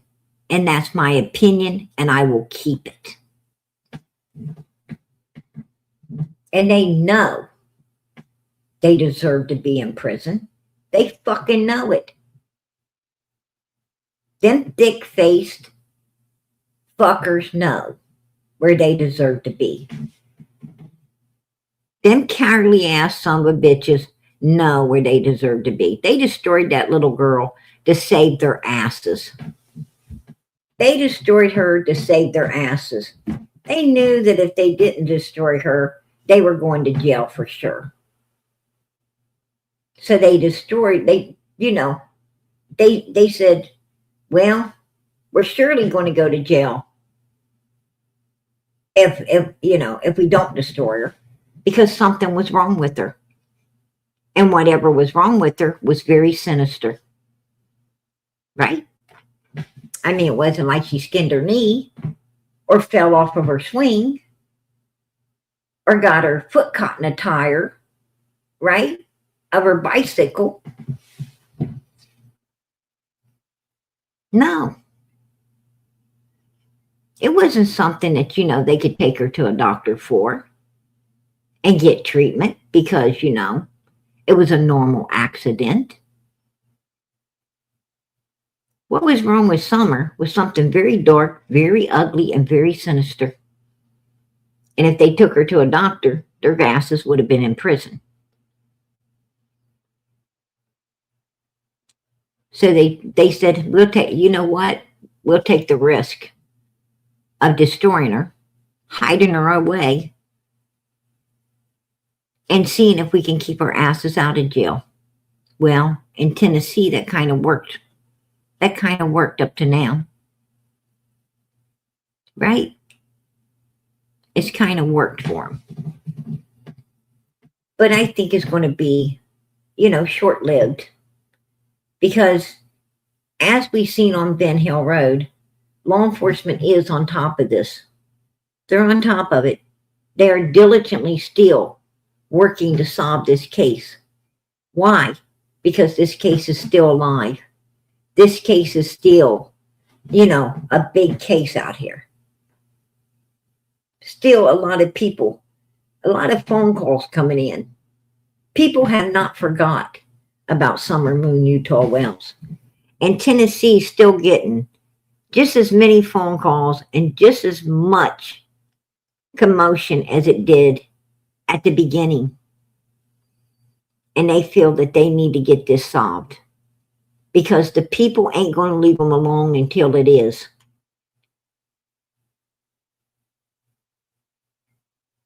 And Don and Candus, if you notice, Don and Candus has tried to drop out of the spotlight. Since Van Hill Road, they've been trying to hide. They've been trying, what happened to DD, what happened on Van Hill Road. They've been trying to hide their asses.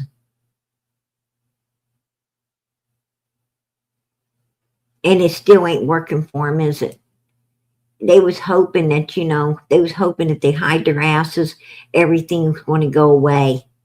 Everything's going to go away. Well, it hasn't went away.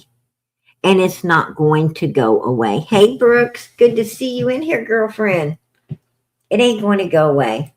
Absolutely not. It will not go away.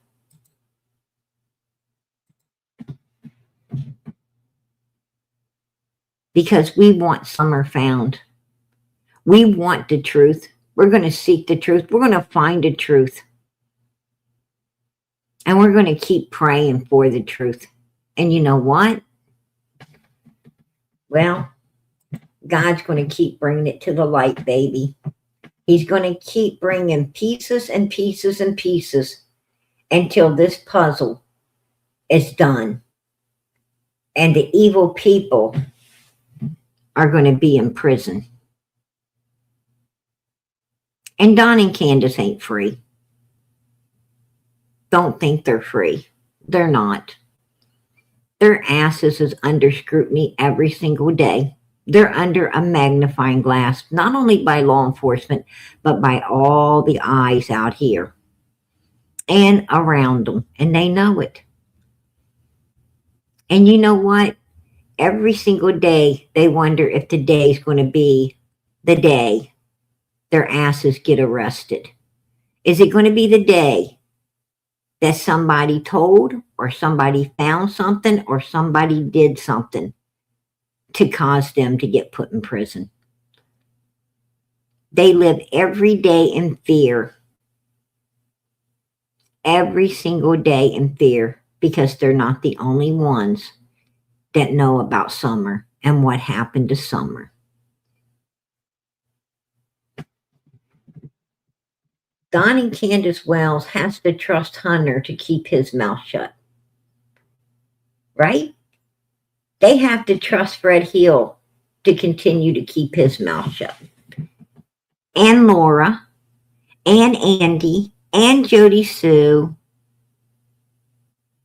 and Chad Arnold, and a whole lot of other people. Frank Hill, Paul Hill, and some others, and some others. Right, Frank? Like the neighbor? Like the neighbor? We'll talk about the neighbor on another live. We're going to talk about the neighbor.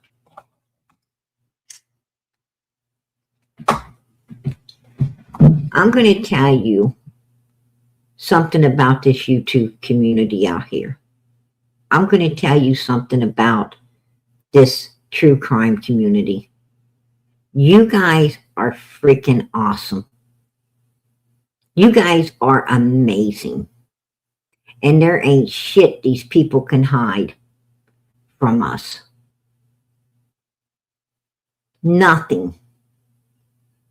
When we decide to get on a case, we get on it. And to be honest with you, a whole lot of what law enforcement learns and knows, they learn and know from us. You, in your own rights, you guys are some hell of detectives out here. Let me tell you that right now. And that right there is why a lot of cases do get solved. That right there is why law enforcement knows so much about everything. It's because of all of us.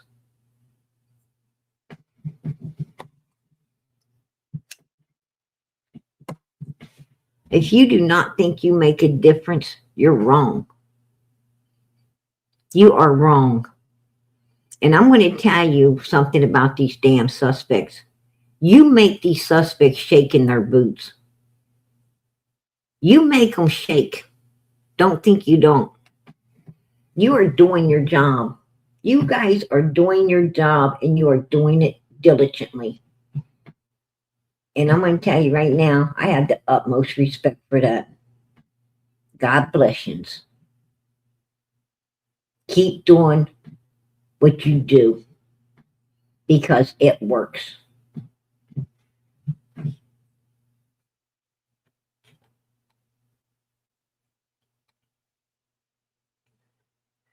People say, PG, thanks for staying strong for Summer Moon. Hey, thank you for staying strong for Summer Moon, Utah Wells. Thank you.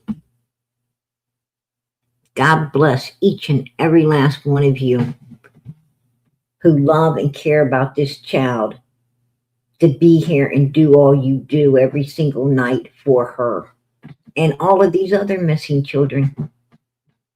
You guys are amazing. Don't ever let nobody tell you you're not, because God knows you are. You're amazing. And I'm going to tell you what, your prayers going up to God through Jesus Christ are being answered. Take a look. Take a look right there. Right there. Miracle. That's a miracle. Evil got destroyed that night. Evil got destroyed. Right? Looky here. Right there. Look at Candus's beast. Look at her fucking beast right there. The beast she got for turning on her own innocent daughter. Well, that beast is in a ditch. Right? There's the beast, y'all. There's her freaking beast. Destroyed.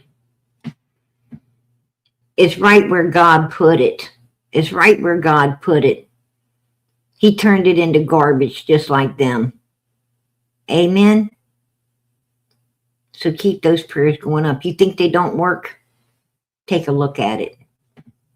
It's working. It's working. And it's telling the story, baby.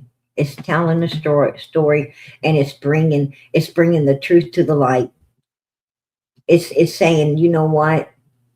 This group is way damn bigger than we thought. As we thought. And more people's being added to the list. You know, I'm really looking forward. I'm looking forward to see how big this damn list is. How about you? It's kind of intriguing to see how big and how evil this damn group of people are in this community, right? It's amazing to sit there and understand that there is a form of evilness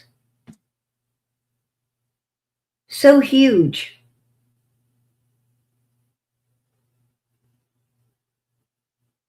And you've only got a drop in the bucket. We've only got a drop in the bucket of how many people were tied up in this stuff. Right?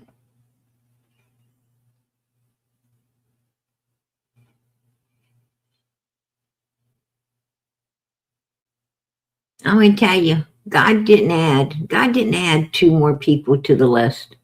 He didn't add Paul and Frank to the list. He added more than that to the list.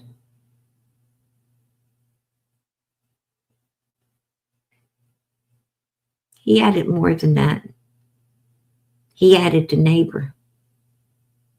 And I think you're going to be very, very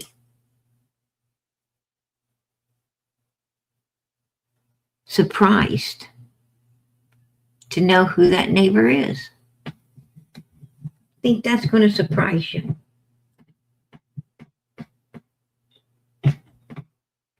Yeah.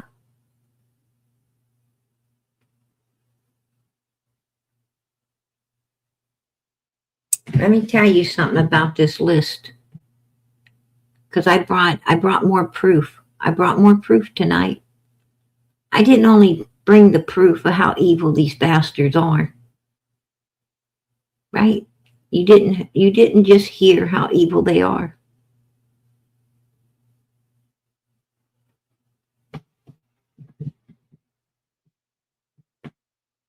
When you heard little Summer saying, "Help me, please, somebody help me, please."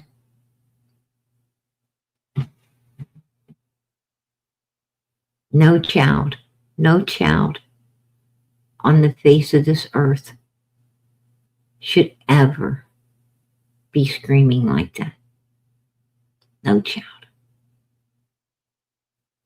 No child should ever scream, "Help me."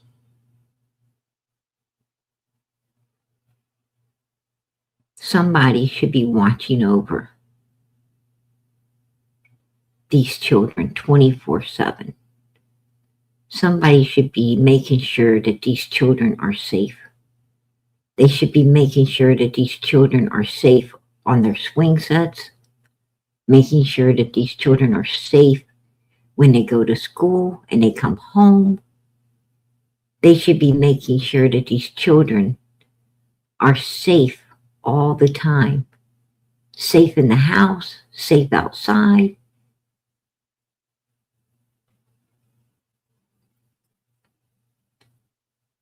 Safe in their beds at night.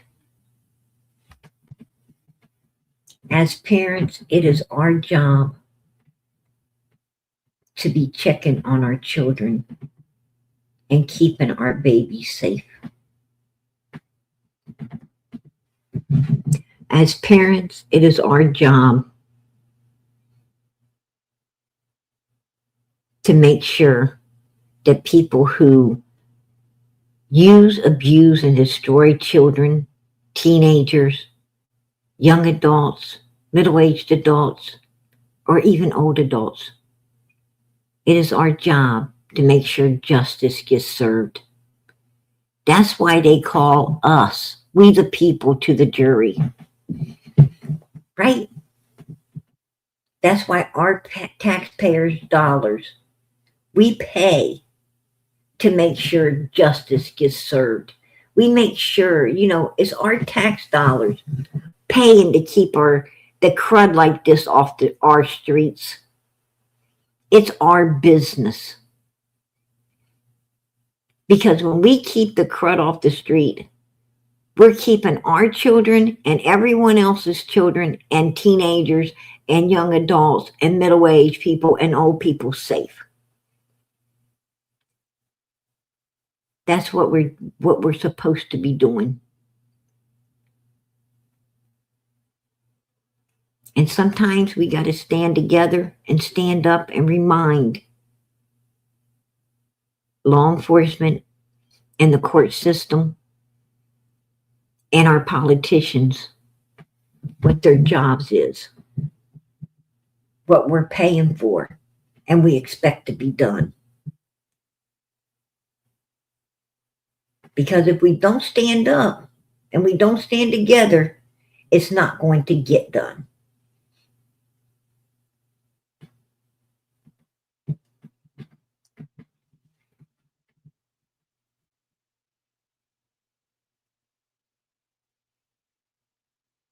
So when people say, it's not our business, the hell if it ain't. If it's not our business, then why ain't our paychecks bigger? Why ain't we got more money to spend? What the hell are we paying for? I think it is our business. And I think all them people work for us. And they're supposed to be doing what we want, not what the fuck they want to do, what we want them to do, what we hired them to do.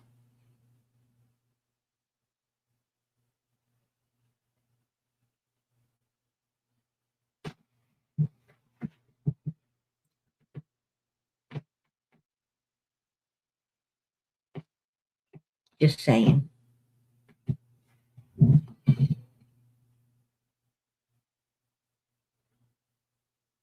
And I think that, I believe law enforcement is getting off their backside in Rogersville, Tennessee. And I think they are adamant about solving Summer's case. And like, old Frank said, right? Frank made a statement that Ronnie Lawson's about to retire and he would just love to solve this case as a trophy. Right? As a trophy. Well, that's one trophy that I hope Ronnie Lawson gets, Frank. Just saying. I hope he gets that trophy. Matter of fact, tonight, I'm going to pray that he does. I'm going to pray that the Lord blesses him with that trophy. And I'm going to ask everyone in here, 141 people, Frank. I'm going to ask them to send up the same prayer. And I think that, that many people sending up the same prayer is going to pretty much reach the Lord.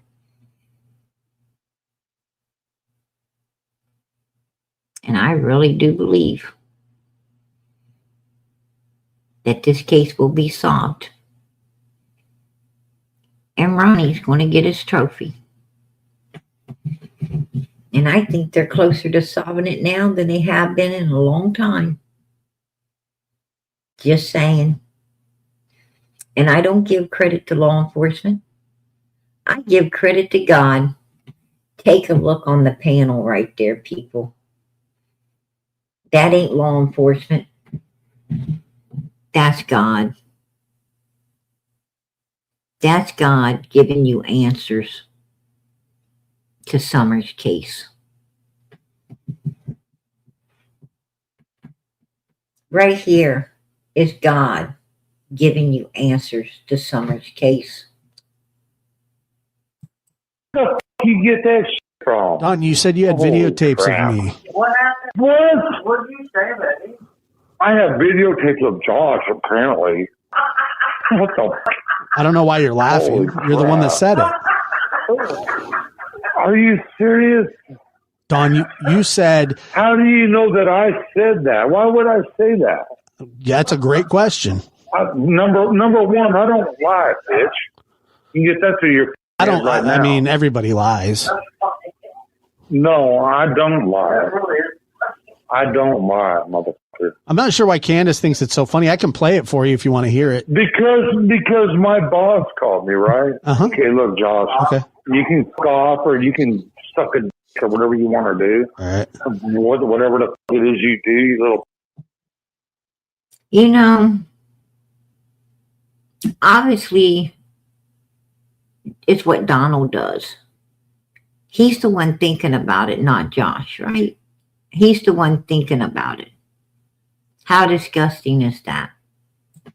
Yeah. Okay. Right. But my boss called me the other day. I am. Yes. Okay. Richard. Oh. He called me. I said that I sold somebody a tape, right? I sold some motherfucker a tape for $5,000 that showed him having sex with my daughter, right? And then I sold him. And he was crying. This motherfucker was out. Did you hear what he said? Did you hear what he said?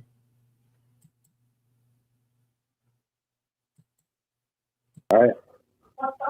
I sold some motherfucker a tape for $5,000 that showed him having sex with my daughter, right? How disgusting is that? And Candus is just laughing and she don't know? Yes, she does. Right there is God letting you know that Candus knows everything. That right there is God letting you know that she's as evil as her old man right there. That them two son of a bitches put those kids through hell and in some real sinister ways. Right there, that is God letting you know that they was running some type of bullshit operation up there with some real sick-minded people coming in and doing really bad to these babies. That was right there. Don Wells, right out of his own mouth.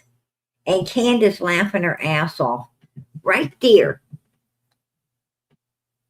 They are admitting. They are admitting. They feel so safe. They are out there admitting. Right to your face.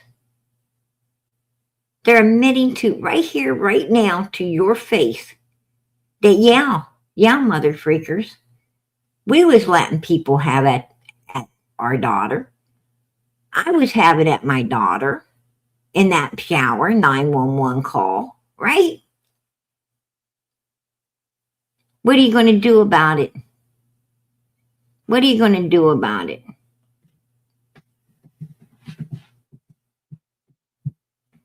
That's what they're putting in your face and then expecting you to support them. Really? I'm going to tell you what. That's a slap in a human's face. That is a slap in the human's face for someone to sit there and tell you that they did all of this evil stuff to innocent children and then expect you to support them. That's basically saying, I think you people out here are a bunch of morons that we could, that we can tell you how evil we are and get you to still support us because we think you're that ignorant, right?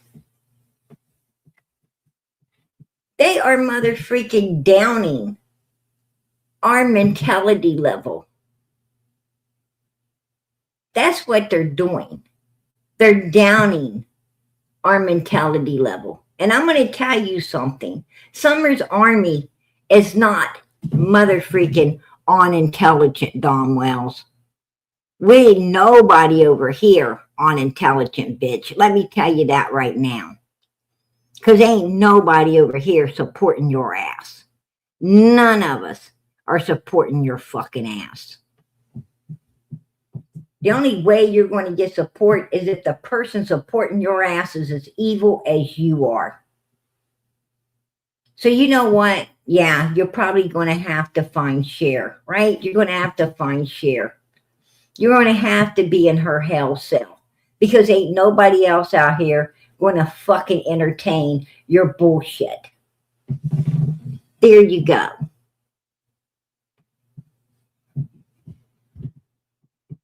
Yeah. These people are crud. They are freaking the low of the low lows.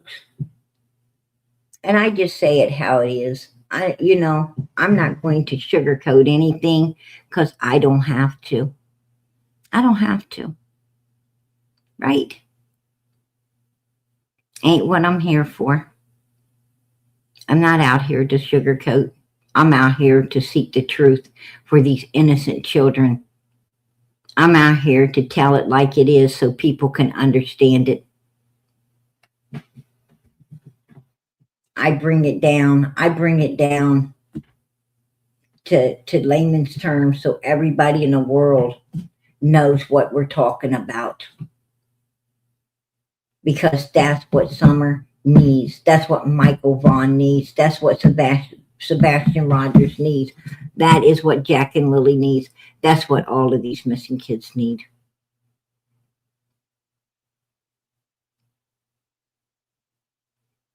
They needed to be put on the front page, baby.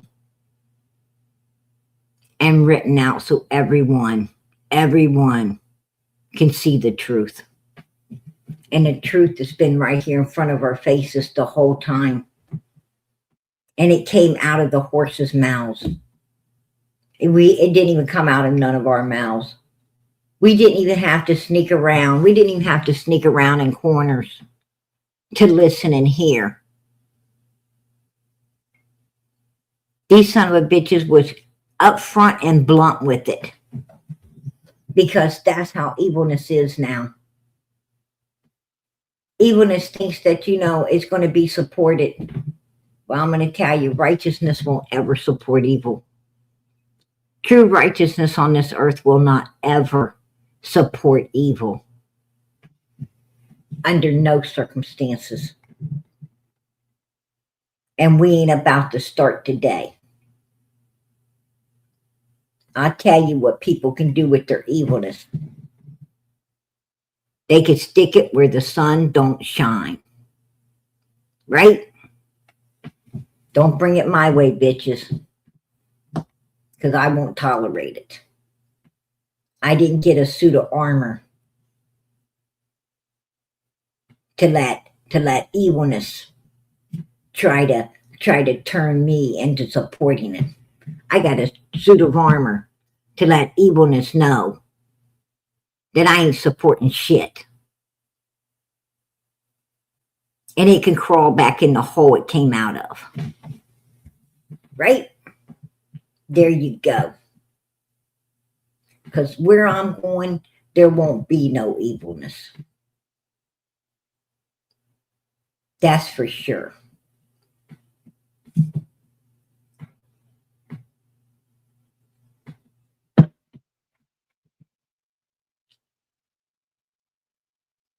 Oh, yeah. And Candus sitting there bragging with him. Candus sitting right there laughing. Listen to this bitch. Listen to this bitch laugh while her own daughter is missing. And her old man is telling everybody why. And then that's the whole thing. And he was crying. This motherfucker was actually crying. This motherfucker is like a big shot of this community. Like, oh, holy fuck. And he was crying. He says, but they're calling me a child molester. And I'm like, I started laughing. Do you hear? Do you hear? They're admitting that they let people do sinister stuff to that little girl. And that is exactly why all of her hair was cut off. That's why she was bald-headed. That's why she was looking so thin, so frail, and so sick. Because her little body couldn't take the punishment that the ambassadors were putting her through.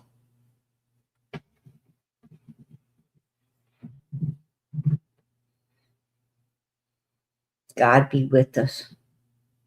God be with us.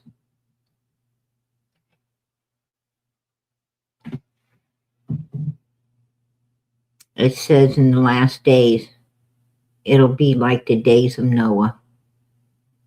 Look around you. Look around you.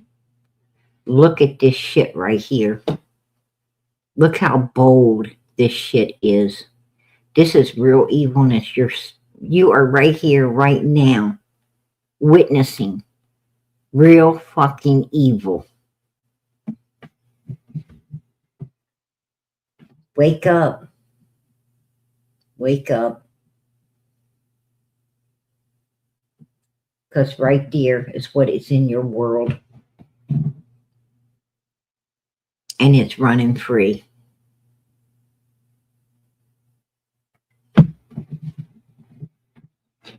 It's running free.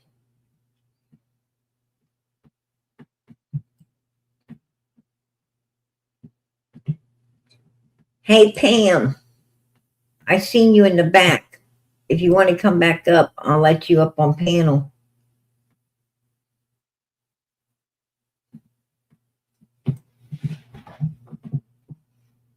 I just seen Pam. She disappeared.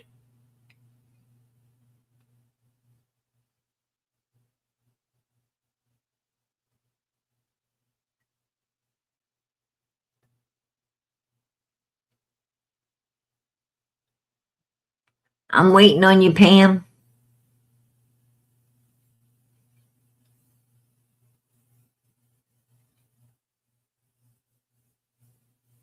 Well, I guess she's not coming back. All right, you guys. Oh, I guess she is. Shut your camera, Pam. What's up, girlfriend? Hey, what's I'm up? waiting on you. Well, What's up? me 24/7. Hey, How's it now going? didn't Don know that the boys were home by themselves? I heard this somewhere, I'm not going to say where, but he knew them girls or them kids, the boys, were home by themselves. Well, Don Wells knew exactly what went down that day, but he was acting like he didn't. He was, he was changing shit up to, to distract. And another question. Didn't they start searching and they had a timeline on start searching? It was 7:03 that they started the search because they had to go and get a tower put up so they could have signal. Well, but it was 7:03, I think, when they started searching. no, it was, they got up there. The phone call came in to law enforcement at 6:30. They rounded it off, 6:28, 6:30.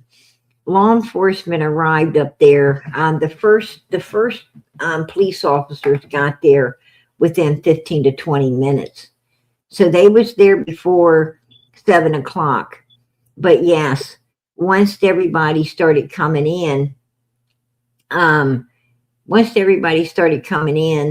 they brought search dogs. The first search dogs were tainted, were messed up, and they really didn't start the search with the search dogs until, because they had to take those dogs out and bring more dogs in. So the real dogs didn't get there till closer to 9 o'clock, which it was already getting dark and they wasn't going to have a lot of time, And to be able to conduct things, as they could have had, Don and Candus not been up there throwing monkey wrenches and, screwing everything up. Exactly. Don and Candus was messing things up and you know, trying to destroy the investigation right off, Exactly. right off the bat. And that right Because it's there, all about them. It's not about Summer. well, what I'm saying is they knew to put their dogs away for, when law enforcement got up there, they knew to put them dogs away, for the safety, of law enforcement and all the people coming upon the property. But they didn't lock them away. They left them out hoping to mess up everything, to mess up evidence and to distract the officers and so forth and so on. And if you think about it, Candus couldn't even give them a picture of Summer. Oh no, Robin had to. absolutely. Yeah. And that's another thing. They wasn't trying to give, law enforcement the correct description of Summer, the correct photos of Summer. They didn't, like I said, they didn't want flyers, they didn't want billboards, they didn't want the reward fund once they found out they couldn't get their paws on it.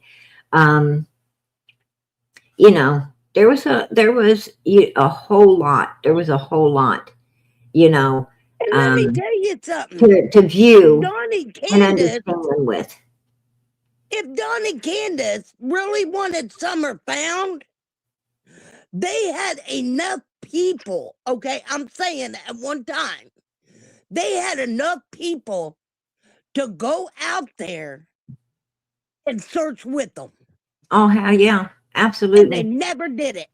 Donnie Candus had enough people willing to come out there that they could have joined hands. They could have joined hands, and over every last inch of that property. That's how many. I mean, there was thousands. Not hundreds. There was thousands of people willing to come into Tennessee and literally stand in lines, join hands through every single bit of that forest up terrain he had going on out there. They was willing to come and form a mother freaking chain of human bodies over every inch of that property just in order to find this little girl, and they refused it. Yes, they did. And I'm going to tell you something. A parent of a real missing child would not have refused that. They'd have said, get on your freaking boots and come on out here.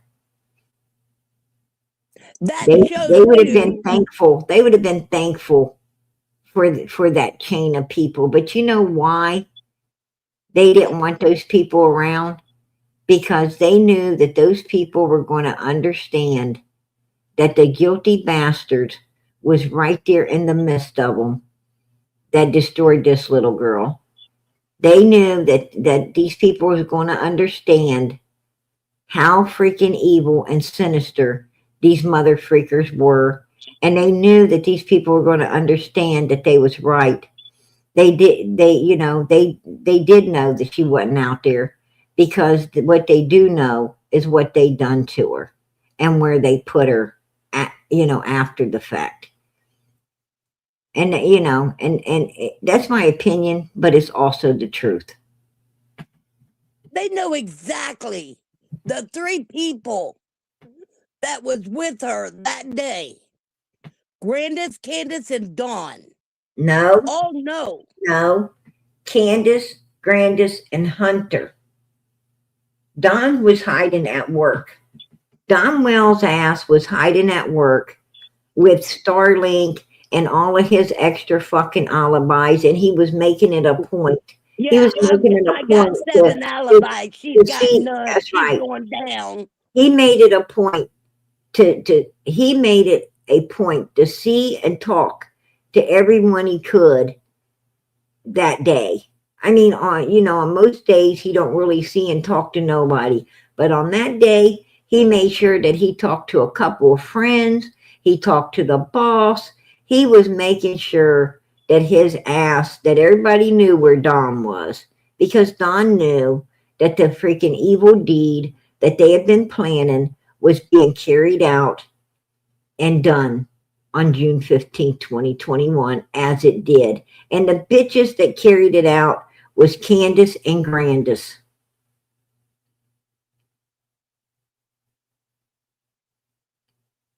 And Right? I'll tell you what, they are going to pay in their lifetime. They are not. They've got so many people. What I'm saying, Let me tell you. they've I had tell you so about many that old people hag. That old out hag. here. That old hag Grandis. I'm going to tell you something about evil people. These people say they're going to hell anyway, right? She didn't even want her own kids. They say they're going to hell anyway. And it doesn't matter to them what they do. That's why you need to stay away from evil human beings. That's why you need to stay away from people who are defying. They're defying, nature. They're defying God's word. Stay away from them, because these people who defy the Bible, defy God's word, they feel they're going to hell anyway, and they're very dangerous. There's not anything that these people, won't do. And you are their prey. You are their prey if you open the door and allow them to come in.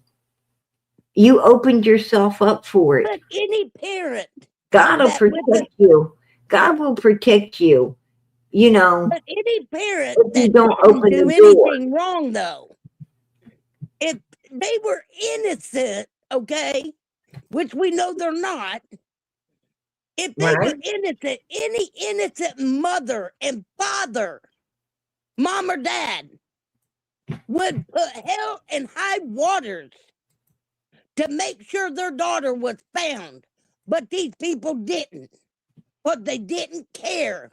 No, they didn't, because they already knew where she is. I mean, why, and I'm going to tell you something. These mother freakers was really bold. They was really bold. They wasn't even going to, they wasn't even going to, even entertain you. They wasn't even willing to entertain people a little bit. Unless you gave them money. Unless they were out there to get the money.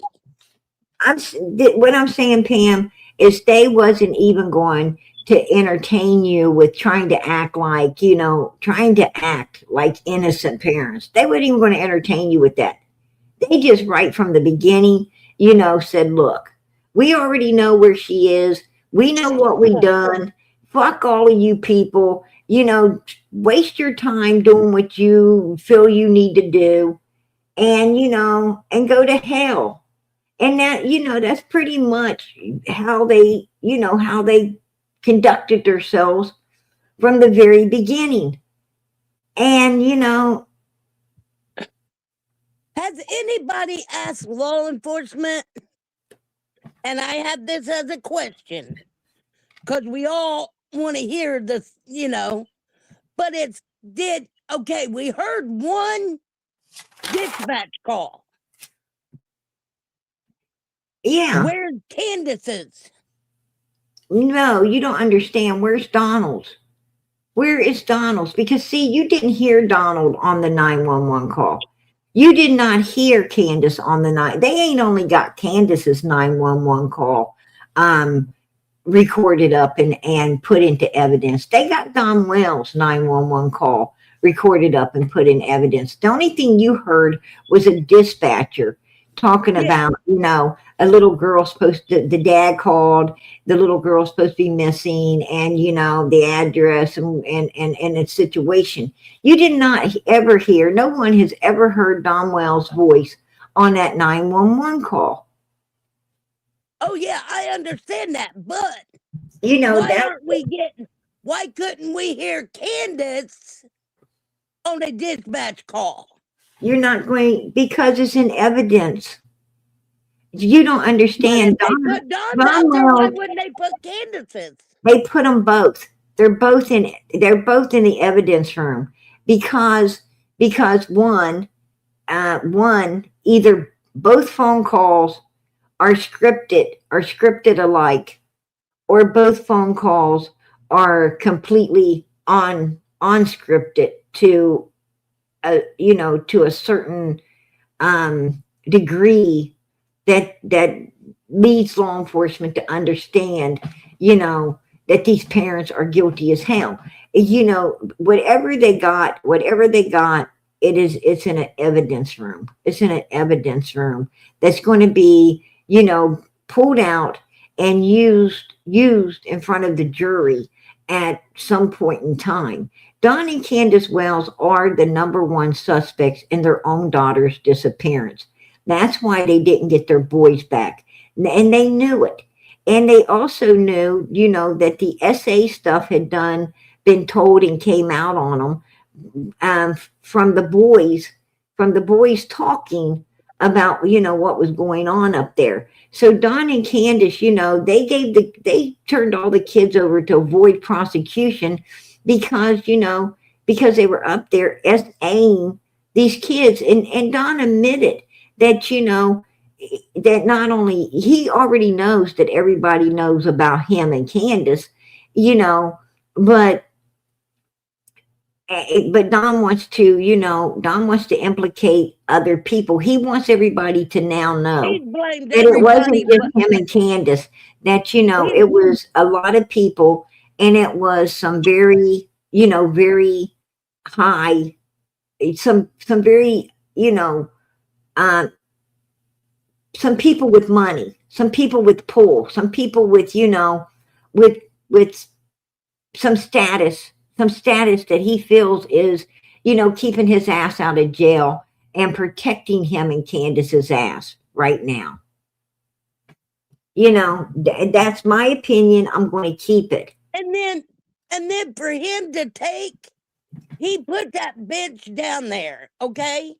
I'm gonna go there. He had that bench, which Dee Dee and her husband put that bench down. That's right. Dee Dee and her husband put that bench down there. They put the bench down. And Don Wells, he went down there around Christmas. He went down there and tore that up. Why? Well, that wasn't even a half of it. He's been back down there again. And really tore it up. I mean, he tore it up the first time, but he went mayhem. But I don't know if anybody knows it or not, but he went mayhem on all of that stuff again after the first time. Yeah, but is it the reason that bench was put down there, and Don said it from his own mouth, so they could pick up flyers in that one little cubby hole? No, Don said that bench is down there to memorialize his daughter. Basically, Don is telling you, Summer is unalive. Summer is deceased. He's letting everybody, already told everybody that. Like Don said, you'll see her in the resurrection. Let's memorialize her. They've been memorializing Summer from day one. They've been letting you know that this little girl is gone. And the reason they was letting you know that is, hoping you just go away, right? They thought that if they could, get it sunk through your head and manipulate you,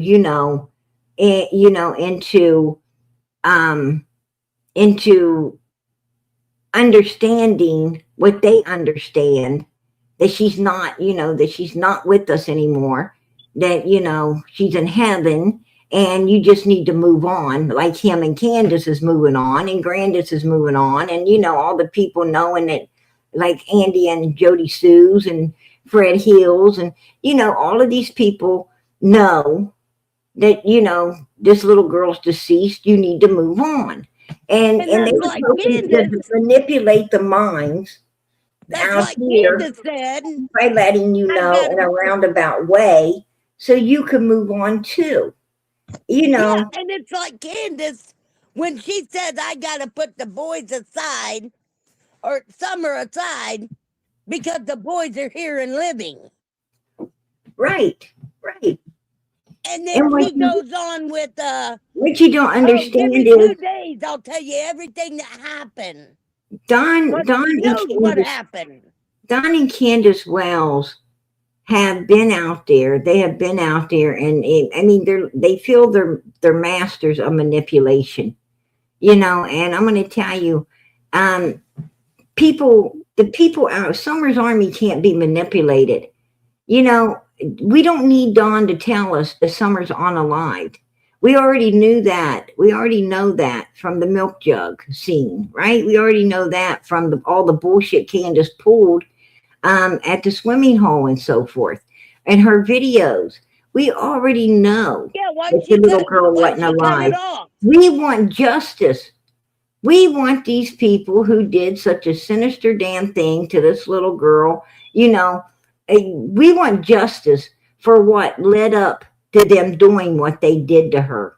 We want justice for all the torture and the misery and the bullcrap that they put this little girl's body through, her mind, body, and her little soul, her innocent self through, up to the point that, up to the point of June the 15th when they totally and utterly destroyed her at that swimming hole. And that's my opinion. I will keep it.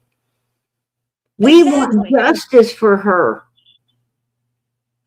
We're not out here. We're not out here looking for a live child anyway, because Don already, he let us know from day one she wasn't no longer with us, but it wasn't going to make us go away. His manipulation didn't work because, why? We're bigger than that. We're bigger than why that. Don can't take that? And he probably could if he really worked on it. But you know why Don can't take that bitch up itself? Because it's cemented. And I'm going to tell you something else. Even Frank told, and his words was to law enforcement, he said his exact words was,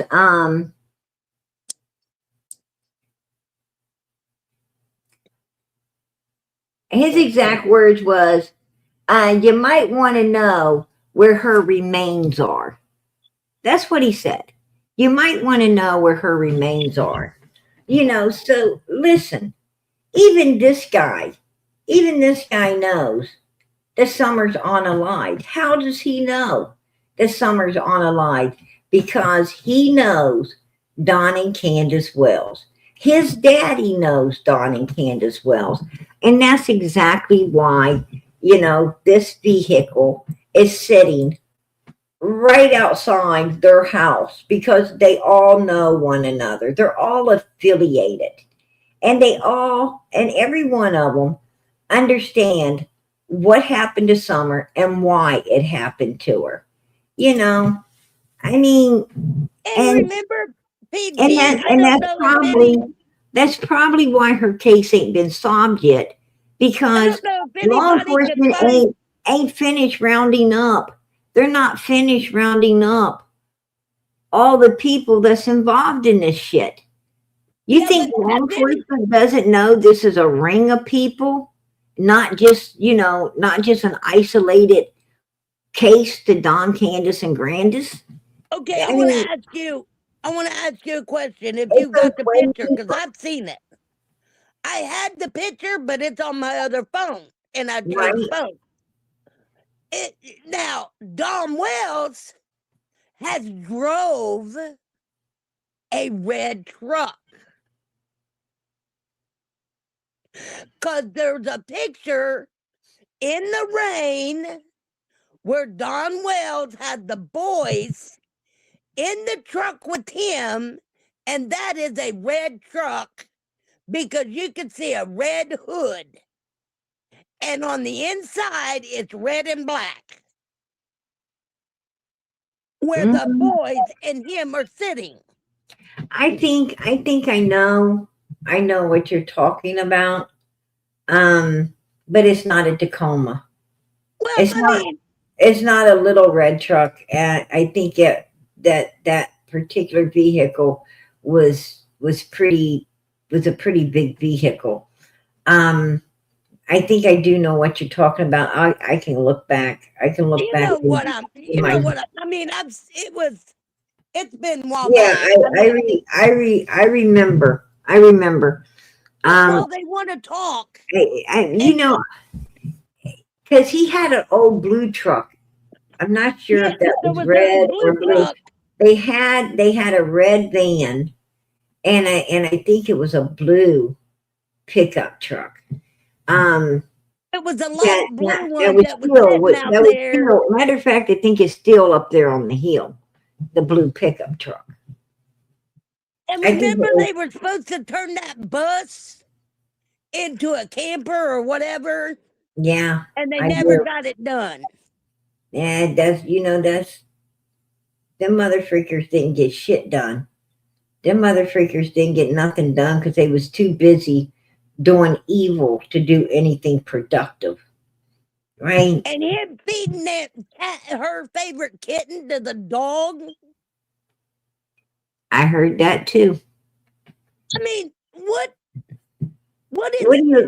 do you expect out of someone that's evil enough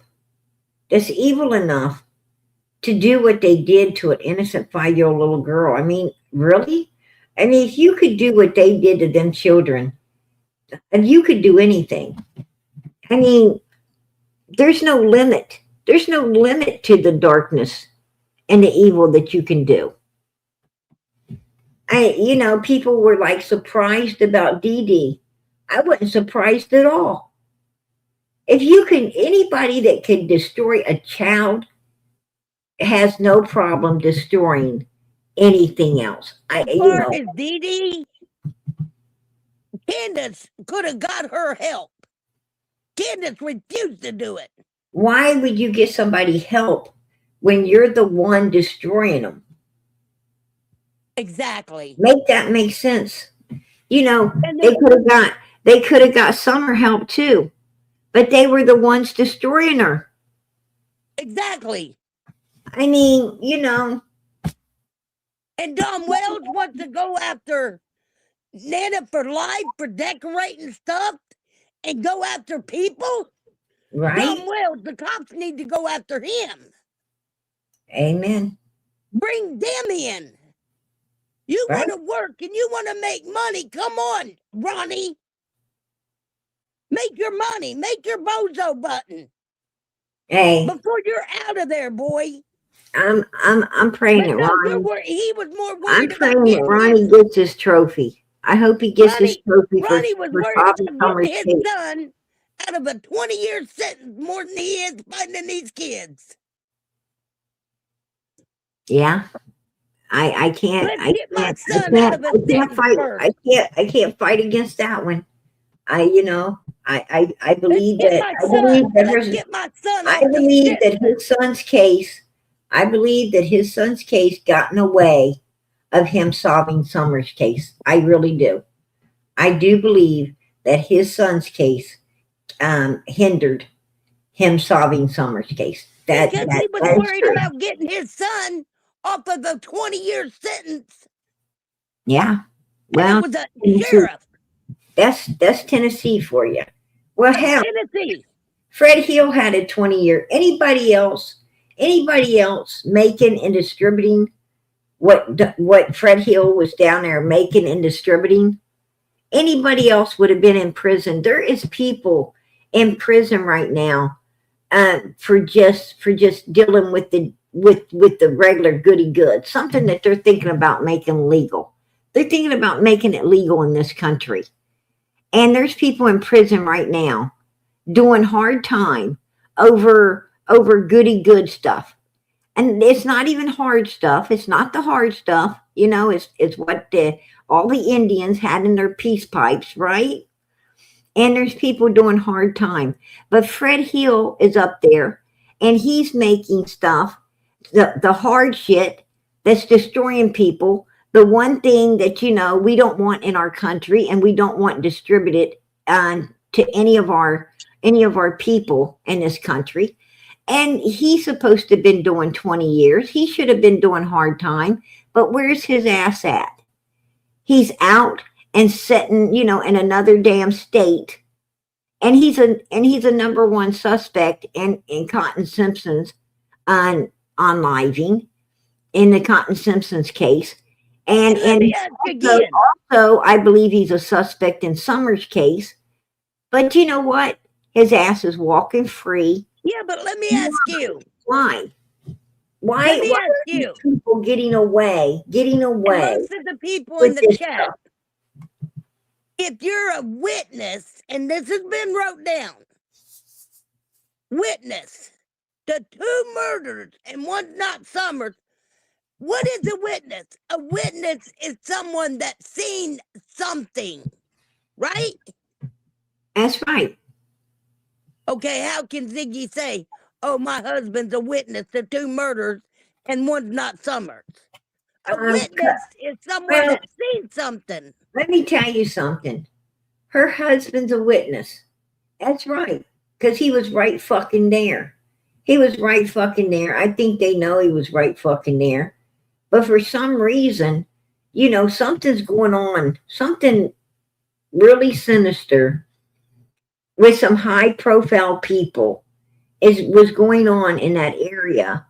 And those high profile people, in my opinion, is covering these low life people.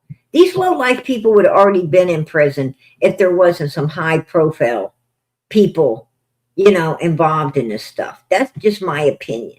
Okay, I have something I'm gonna throw at you. Remember when Fred was killed stopped breathing in the jail? Right. Okay, I asked him straight up. I think that what did they do to the guy? I think what happened to Fred in that jail. Hang on. And you know what he told me? What? They marked it down as a suicide attempt. Yeah, well, I'm going to tell you something. It probably, I don't know about that, but I do know. He probably tried to put some extra stuff in a balloon and carry it in there and couldn't get it back out. And, maybe something bad happened to him because a lot of people do that. There's a lot of weirdos that, they feel they can't do without their stuff. So they try to put it in the wrong cavities, pack it in with them and it all goes bad. So, that's what it sounds like to me. I don't know. I heard other things. I heard that Cotton Simpson's family happened to, be officers in that particular, jailhouse that he was in. And they felt that he got away with, unliving their family.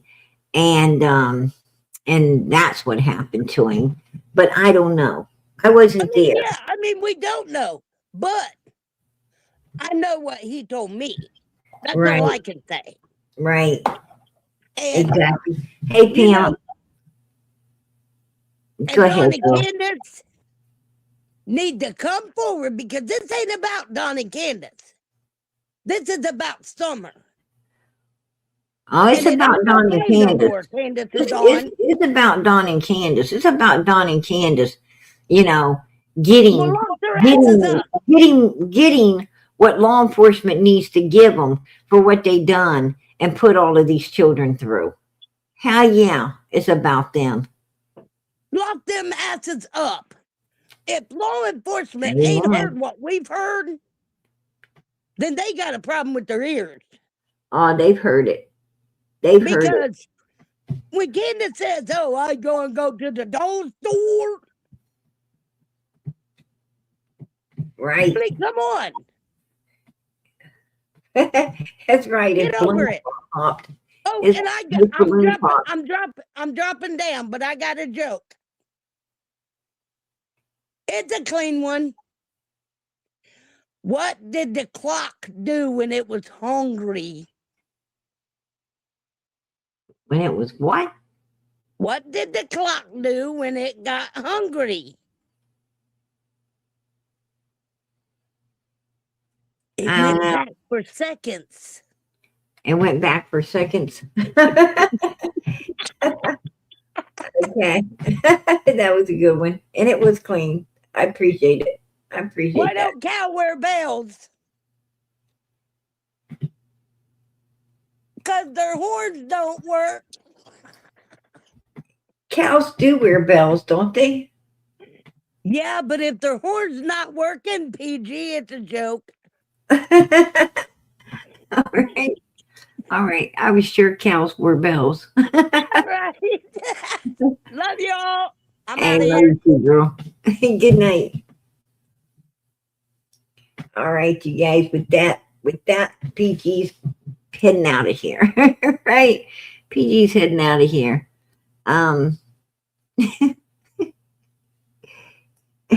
It's all. I'm glad Pam came up. I'm glad she came up. You know, Pam makes PG laugh. She does. She and I need to laugh. I need to laugh sometimes. I think we all do. But I'm gonna head out of here for the night. Please keep the prayers going up. If you don't do anything else tonight, bow your head, hold your hands, and in the name of Jesus Christ, in Jesus' holy name, please ask God. Say, God, please let Ronnie Lawson get that trophy. Let him get that trophy by solving Summer's case, because that's what we want more than anything, is her case to be solved. In the name of your Son, Jesus Christ. Amen. Bow your head and pray for her. Pray for little Summer. She needs your prayers.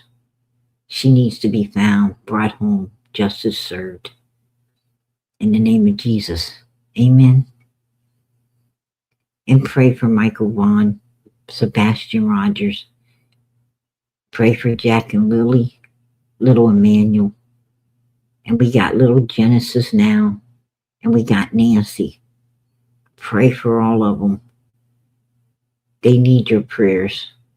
And pray for one another. Family that prays together stays together. And there's people in here tonight hoping that somebody will pray for them. You be the one to pray. Let you be the one sending that prayer out. Good night, you guys. God bless. Much love.